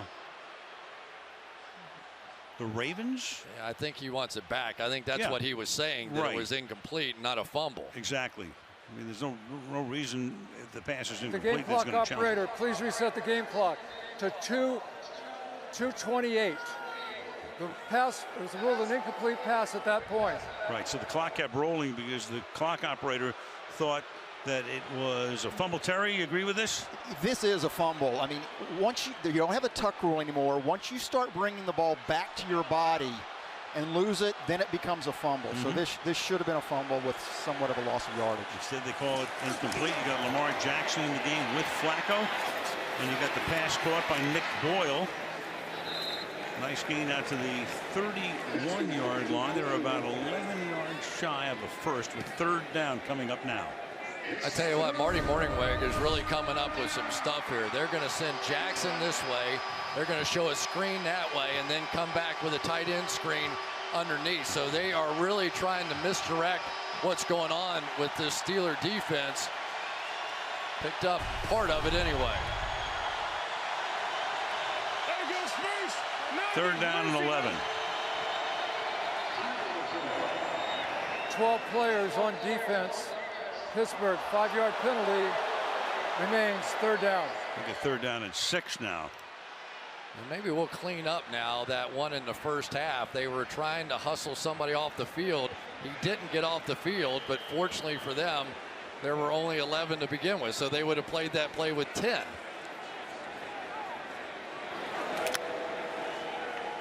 Steelers lead coming into the game, leading the league in penalties and penalty yardage.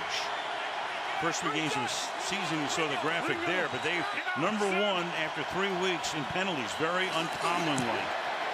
3rd and 6. Flacco throws, Snead makes the catch, stays on his feet, takes it to the midfield strike, first down. Broke away from Hayden with 1:15 and ticking down, 14-yard gain.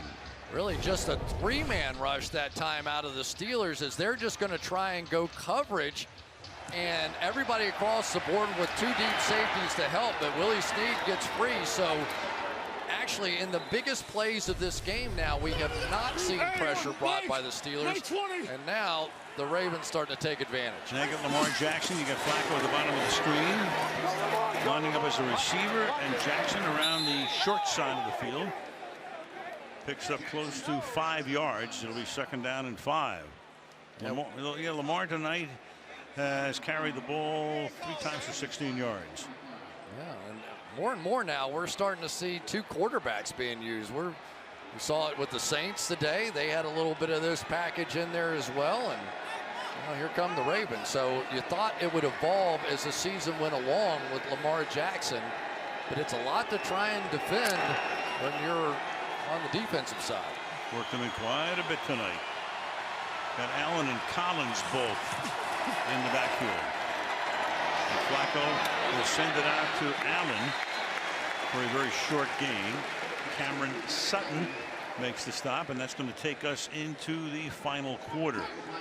We have played 3 in this great rivalry, and the score is Baltimore 17, Pittsburgh 14. Sunday Night Football resumes after these messages.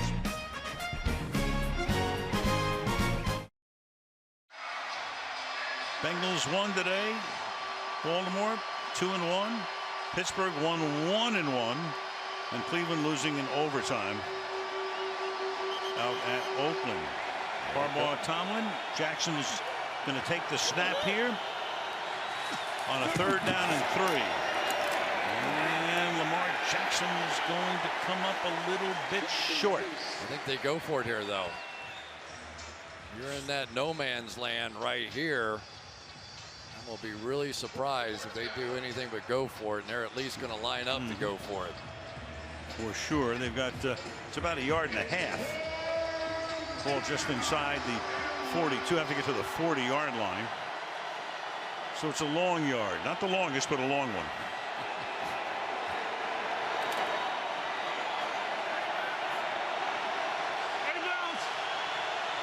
Collins is the back. Flacco's going to take a timeout.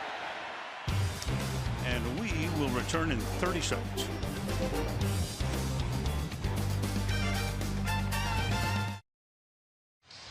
All right, let's take a look at this decision. Our Sunday Night Football predictive analysis. 4th and 1 from Pittsburgh's 41. A lot of things factor in, but chance of winning if they convert 69%. So a huge play if they're stopped.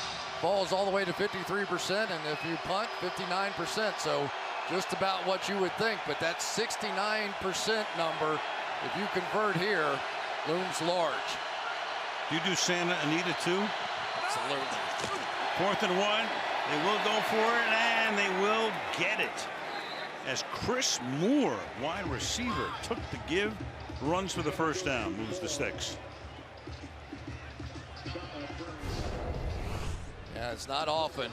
Back in the old days, the idea of giving it to your smallest wide receiver on 4th down and 1 of the biggest moments of the game, might have been unheard of for Vince Lombardi, but in today's football, speed kills, and it killed the Steelers on that one. Predictive analysis had Moore about 4% of the time getting that carry. Flacco. About 5 yards to Max Williams, tight end, 4th-year guy out of Minnesota. Now, Max Williams is really the guy who ends up in the backfield a lot. He plays quite a bit of the fullback position, and they have a lot of versatility. And I can't wait to watch Hayden Hurst. You could tell that Joe Flacco was really excited. Spent a lot of time working with him and really liked him. Flacco has to eat it. Hargrave is there to take him down and make it 3rd down. And let's call it 3rd and 7. There we go. This time Ronnie Stanley, an offensive lineman, flanks out there to try and draw a little attention that way. You can see the Steelers scrambling around trying to figure out what to do with that. They should have thrown it to Stanley. I'm not sure if he's eligible. Right. I hear you. 3rd and 7. They haven't blitzed yet. Let's see if they do. Nope. Nope. 3-man rush. Snead, and he'll back his way to the 31-yard line. Sensabaugh makes the tackle. That makes it 4th down and brings in Tucker and company. Yeah, I mean, now it's easy, right? Still a ton of time left on this clock. Pile up the points. 49-yard attempt. 14 consecutive field goals made. Loves this ballpark. Not a lot of kickers do, but the conditions tonight are perfect. Cook puts it down, and Tucker good again to make it a 6-point game in Pittsburgh. Good one again. 20-14 Baltimore.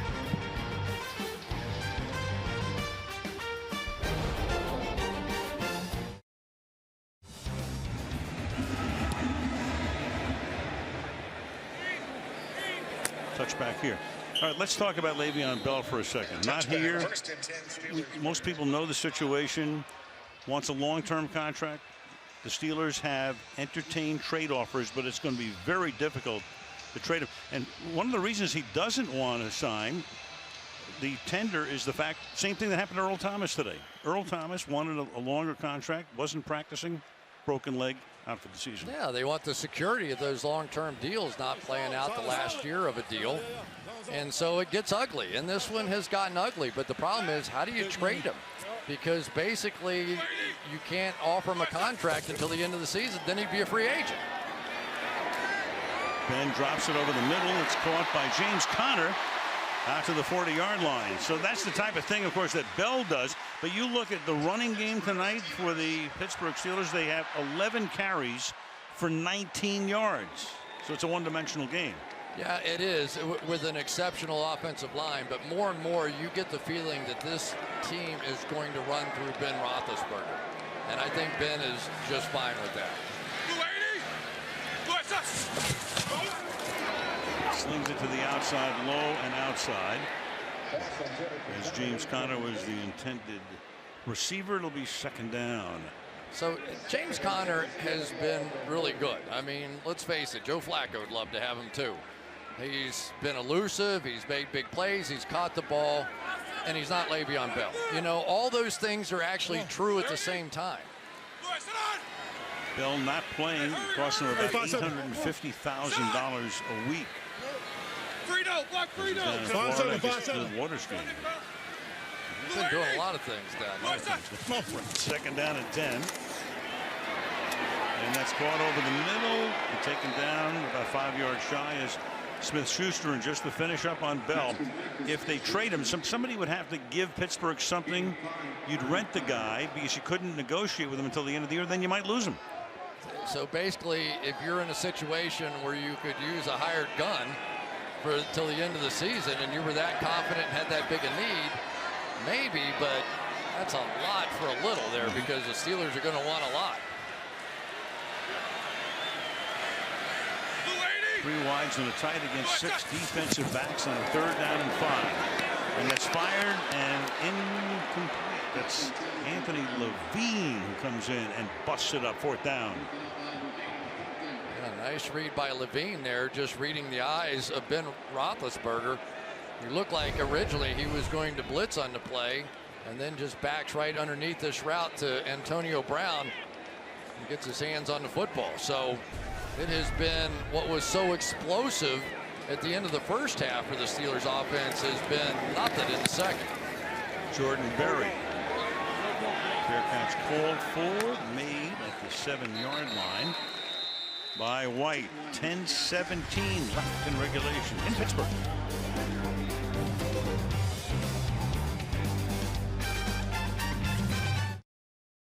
They just showed every highlight of every big hit on Joe Flacco he's had in his career. He starts from the 8 on this drive. And the ball is handed off to Collins for a very short gain. Flag is down up at the 15-yard line.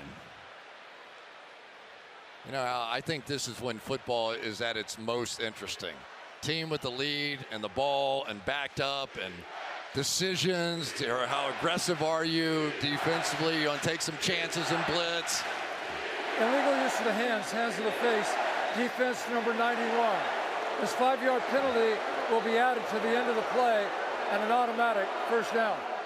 So that was a gain of 1 plus 5. Stephon Tuitt. Automatic 1st down at the 14-yard line. Let's take a look. There's Tuitt right there. Yep. Got his hands right up under the chin strap of Marshall Yanda. Good call. Pretty clear. Flacco 23 of 35. Juggles, throws, and caught and spun down at the 21-yard line is Nick Boyle. Taken down by John Bostic. 2nd down and 3 after a gain of 7. You know, they've been really pretty safe in the secondary. For the most part, they have been playing 2 deep safeties, and you just have to wonder, all the big plays this Steelers defense has given up already this year and already in this game, are they just afraid to leave these corners one-on-one? 2nd and about 2.5, and it's going to be 3rd down and short. Forward progress stopping Collins just shy of the line to gain. 3rd down. Now, there's just so much flexibility within this offense now. Of course, Ozzie Newsome, the one that put this team together and drafting tight ends and signing free agent wide receivers. But those 3 tight ends have given them a lot of versatility with what Marty Mornhinweg can do. And speaking of Ozzie, he'll step aside in the offseason for Eric DeCosta as Flacco on a roll, throws wide open, 1st down and a lot more, and chugging his way out to the 45-yard line is Max Williams. His best Vance McDonald impersonation. End up going with an unbalanced line right over here, and I think it just basically distracted them because then they were able to bring everybody all the way across the ball there to come up with that play. And Max Williams, he's caught 5 tonight, 22 yards there. That was a heck of a play. Did you see that? Max Williams was lined up right next to the center and just off the ball, making him an eligible receiver. Allen. Buck Allen to the 50-yard line, and a flag comes in at the end of the play.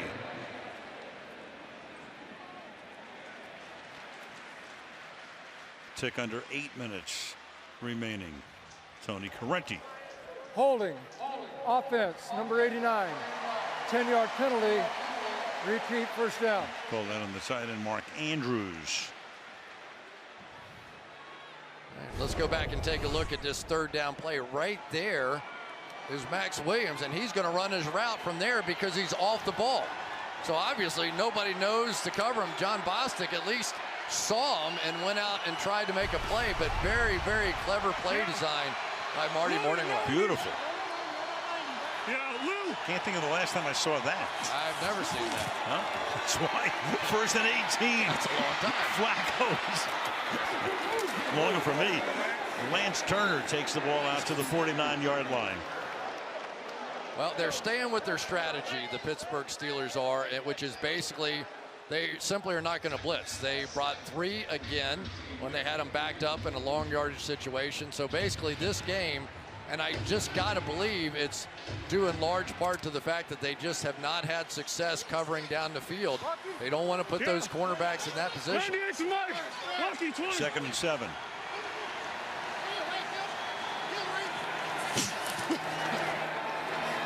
Flacco hangs in there, fires, open again is Boyle. And these tight ends are wreaking havoc with that Pittsburgh defense. 1st down. 8 of 18. Yeah, here's the yin and the yang of it. Yeah, you're going to rush 4 and you're going to try and play coverage. But if you don't get any pressure on them at all, then you're not playing coverage. Here's where the coverage breakdown seems to happen right there. They just simply could not come up with anybody on Nick Boyle. And the biggest, that's a big hit at the end of that play, too. And with the helmet. It was. No call. They're bleeding the clock here. Over 6 to play. Here goes Collins. And Collins will take it for a gain of about 5 yards to the 30-yard line. Yeah, and now I'm all for being aggressive.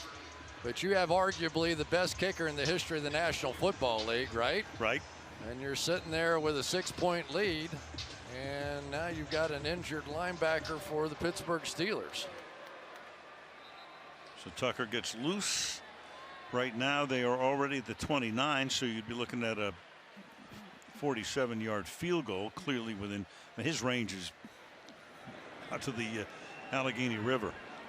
And remember, Pittsburgh did burn 1 timeout on that challenge.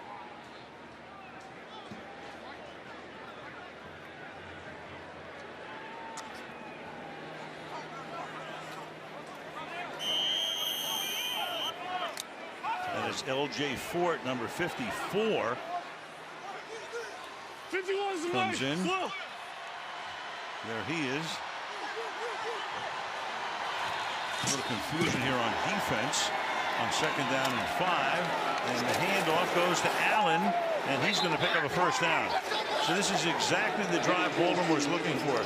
Not only proficient, but they've had the ball now for almost 5 minutes and clearly in field goal range. Yeah, and John Harbaugh is going a little power football of his own here. Give that big pulling guard Alex Lewis a chance to get around. Fullback Patrick Ricard.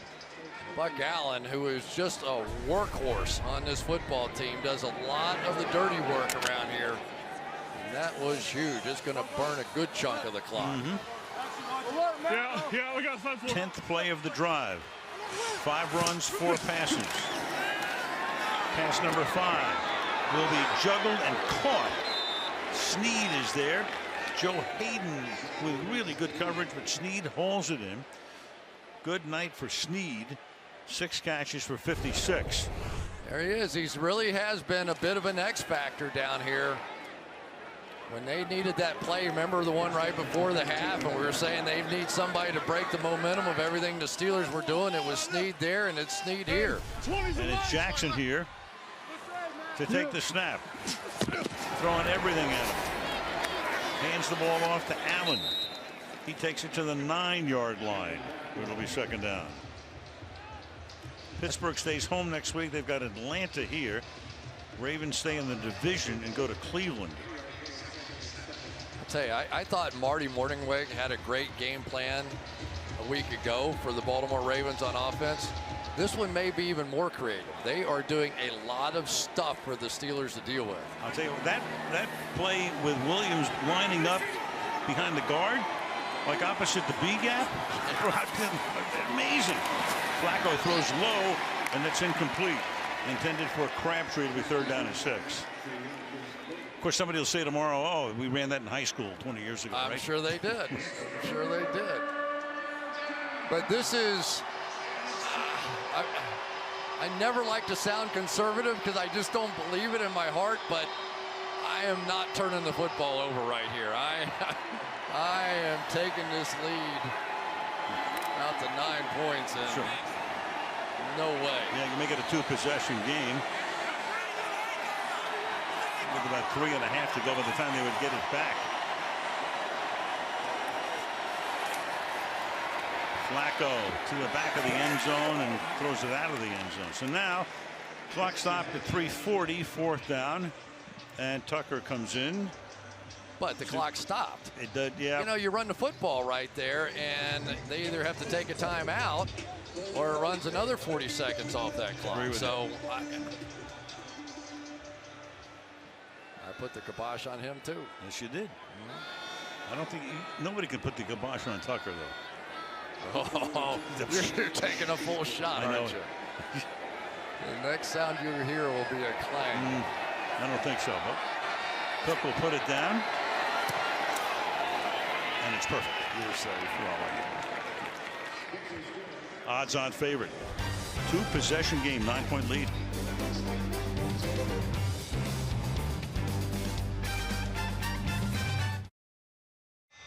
Nine-point lead for the Ravens on this Sunday night. It was 14-all at the half. With 3:37, Steelers have 2 timeouts and the 2-minute warning. And you've got Switzer back to possibly return the kick. See what Tucker does here. He's going to bang it through the end zone. There's a flag down at the 40-yard line. This year, of course, you have to be within a yard. Everybody else within a yard of where the ball is kicked off from. Can't have a running start. Rennie will tell us in a second whether they could have lined up illegally. We will know shortly.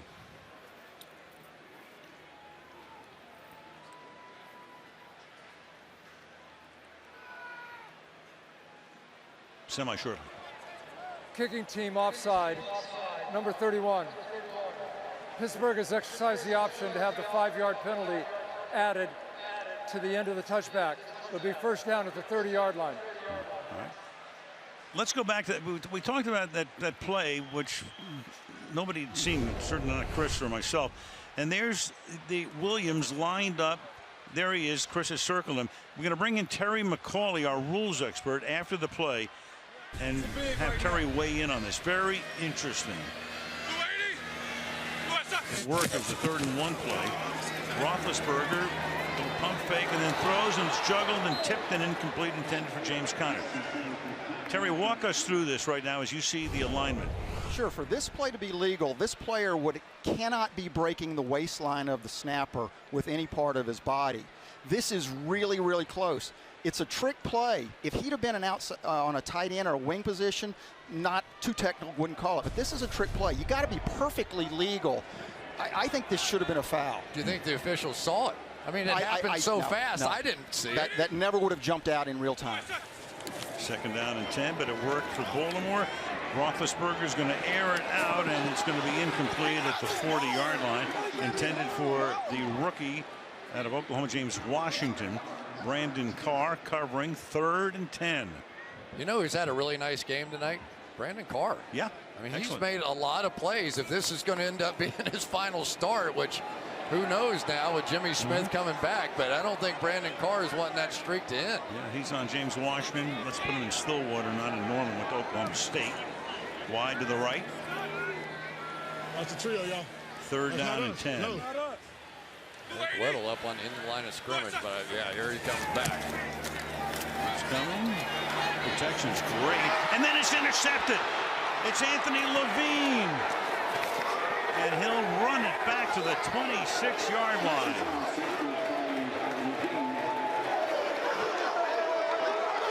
Anthony Levine. Special team standout, getting some action here tonight. And Pittsburgh is 3 of 11 tonight on 3rd down. Levine's going to go that way, and then unexpectedly, as far as Ben was concerned, come back underneath it the other way. He just simply never saw it. Ravens are a team that has led the league in interceptions in each of the last 2 seasons. I tell you, Al, if you would have told me when Pittsburgh was on that roll in the second quarter that was going to be it for their offense, that was going to be the 14 points that they scored, I don't think I would have believed it. But once again, in the second half, the Ravens defense has simply been sensational. No touchdowns allowed in this, their 4th game of the year. To work on the clock right now. And not only that, look at that run by Buck Allen. Wow. Turned a 2-yard gain into a first down. Well, you're seeing more and more when they need a play. What do? They're going right behind as they do the na-na-na-na goodbyes cheer over there. That big stud right there. Marshall Yanda has been one of the best, if not the best, offensive line in the NFL now for an extended period of time. And now that they've really settled that group, they look good. And Joe Flacco looks confident. And these new receivers are making plays. And this defense is stout, especially in the biggest moments of the game. Number 16. Stand on the ground is Buck Allen. And Pittsburgh will take a timeout. You know, Chris, when we came into town, and we'll talk about it when we come back after the other side of the break. 9-point game at Heinz.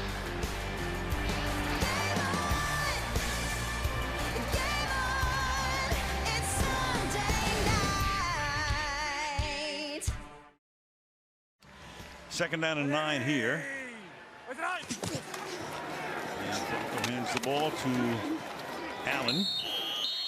And Pittsburgh can take a timeout here, and then it will stop once more at the 2-minute warning. You know, Chris, what I was mentioning before, we come into town, and the teeth gnashing here was about the Steeler defense. Yep. Kansas City disaster last week. You know, gave up a lot of points at the end, held on. Now, you know, you look at the offense tonight.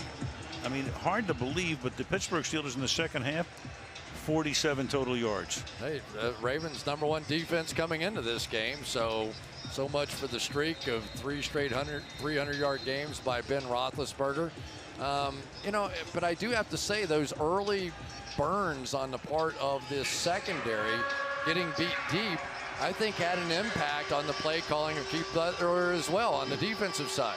I thought they you know, you're so used to in those moments seeing the Steelers coming after the quarterback. I don't think they felt comfortable, and as a result, Joe Flacco had a huge night. This will take us to the 2-minute warning. 3rd down and 10 here. The toss goes to Allen. He gets to the 13-yard line. Well, the Ravens came into the game #1 in total defense, meaning they allowed the fewest yards, and tonight they've given up a total of 284. They may be close to retaining that spot. Wink Martindale's doing a heck of a job as well. We talked about Marty Mornhinweg, but Martindale came in and he plays a lot like the Pittsburgh Steelers play. He will put a lot of flash and dash around that line of scrimmage, but his secondary is better. Martindale is going to have a very stout secondary to deal with here moving forward. When they get Jimmy Smith back, Brandon Carr, who was brilliant out there tonight, is basically going to be the 6th man coming off the bench, if I can use a basketball reference. You can. So that makes it, and really the 2 safeties tonight, they're just so smart. Eric Weddle is a coach on the field. John Harbaugh has already told us the minute he's finished playing, whenever that might be, I'm immediately offering him a job. And Tony Jefferson, with that play in the first quarter, really turned things early in this game. Bring Tucker in to try to make it 4 for 4. He's kicked them from 47, 49, and 28. So the Ravens fly home after the game and then head back to Ohio next week and take on the Cleveland Browns. Licking their wounds after a crazy game in Oakland. I mean, just loony. 31-yard attempt.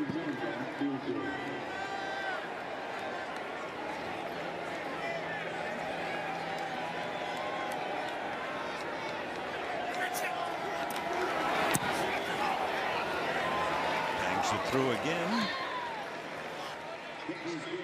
Field goal made on their last 4 possessions. What have we learned, class? We've learned in the National Football League to never say a game's over. I mean, we're still in a 2-score game here, so who knows? Still have time to take a shot, maybe a Hail Mary, throw it down there, try and get a score, onside kick. We've seen strange things happen, but so far tonight, especially here in this second half, a hugely disappointing performance on the part of the Steelers offense. The numbers. Ben's rating way below where it normally is. In the half alone, Roethlisberger 7 of 15 for 41 yards and a pick. Switzer will bring it back out to the 16-yard line. Taken down there by Chris Board. And no timeouts for the Steelers here. It was just, don't you think this has been bizarre? I mean, we go in at halftime, and we talked about that final drive where they went down there, Baltimore, and took a little steam out of the building, not nearly the emotion coming out in the second half, and it has been total domination, really, on the part of the Ravens in the second half. Well, a very strange game in as much as Baltimore had 2 touchdowns in the first 6 minutes, and none since, just 4 field goals. And Pittsburgh scrambled back into the game.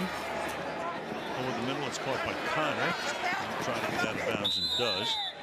And of course, one of the huge plays, it was going to be, if you were with us in the first half, it was 14-3, and Collins fumbled at the 1-yard line, and Pittsburgh recovered. Otherwise, if he goes in, it's 21-3 in all likelihood. That gave them a chance to get back in the game, 14-all at the half, but then the Ravens took over. Certainly defensively in the second half. Yeah, and at least defensively, you say for the Pittsburgh Steelers, they didn't allow a touchdown, and here they go again. Yeah. And you got a sack here, and that's Tim Williams who comes up with the sack on the backup linebackers. But it's college ball under Nick Saban. It'll be 3rd down. They call Tim Williams the Matrix. Watch him out here. They say he can bend his body every which way. Watch, lean back. Got right inside of Alejandro Villanueva for the sack. 3rd down. And Ben loses the ball. Arm was coming forward. Calling an incomplete pass. Takes a little bit of a shove there. 4th down. And we've seen Ben do that twice tonight. Yeah. Ordinarily, the pump fake is such a huge part of this offense, and he has not been able to hold on to the ball. Missed a couple of throws in this half. You wonder, I don't know, sometimes you get your thumb banged in the first half or something.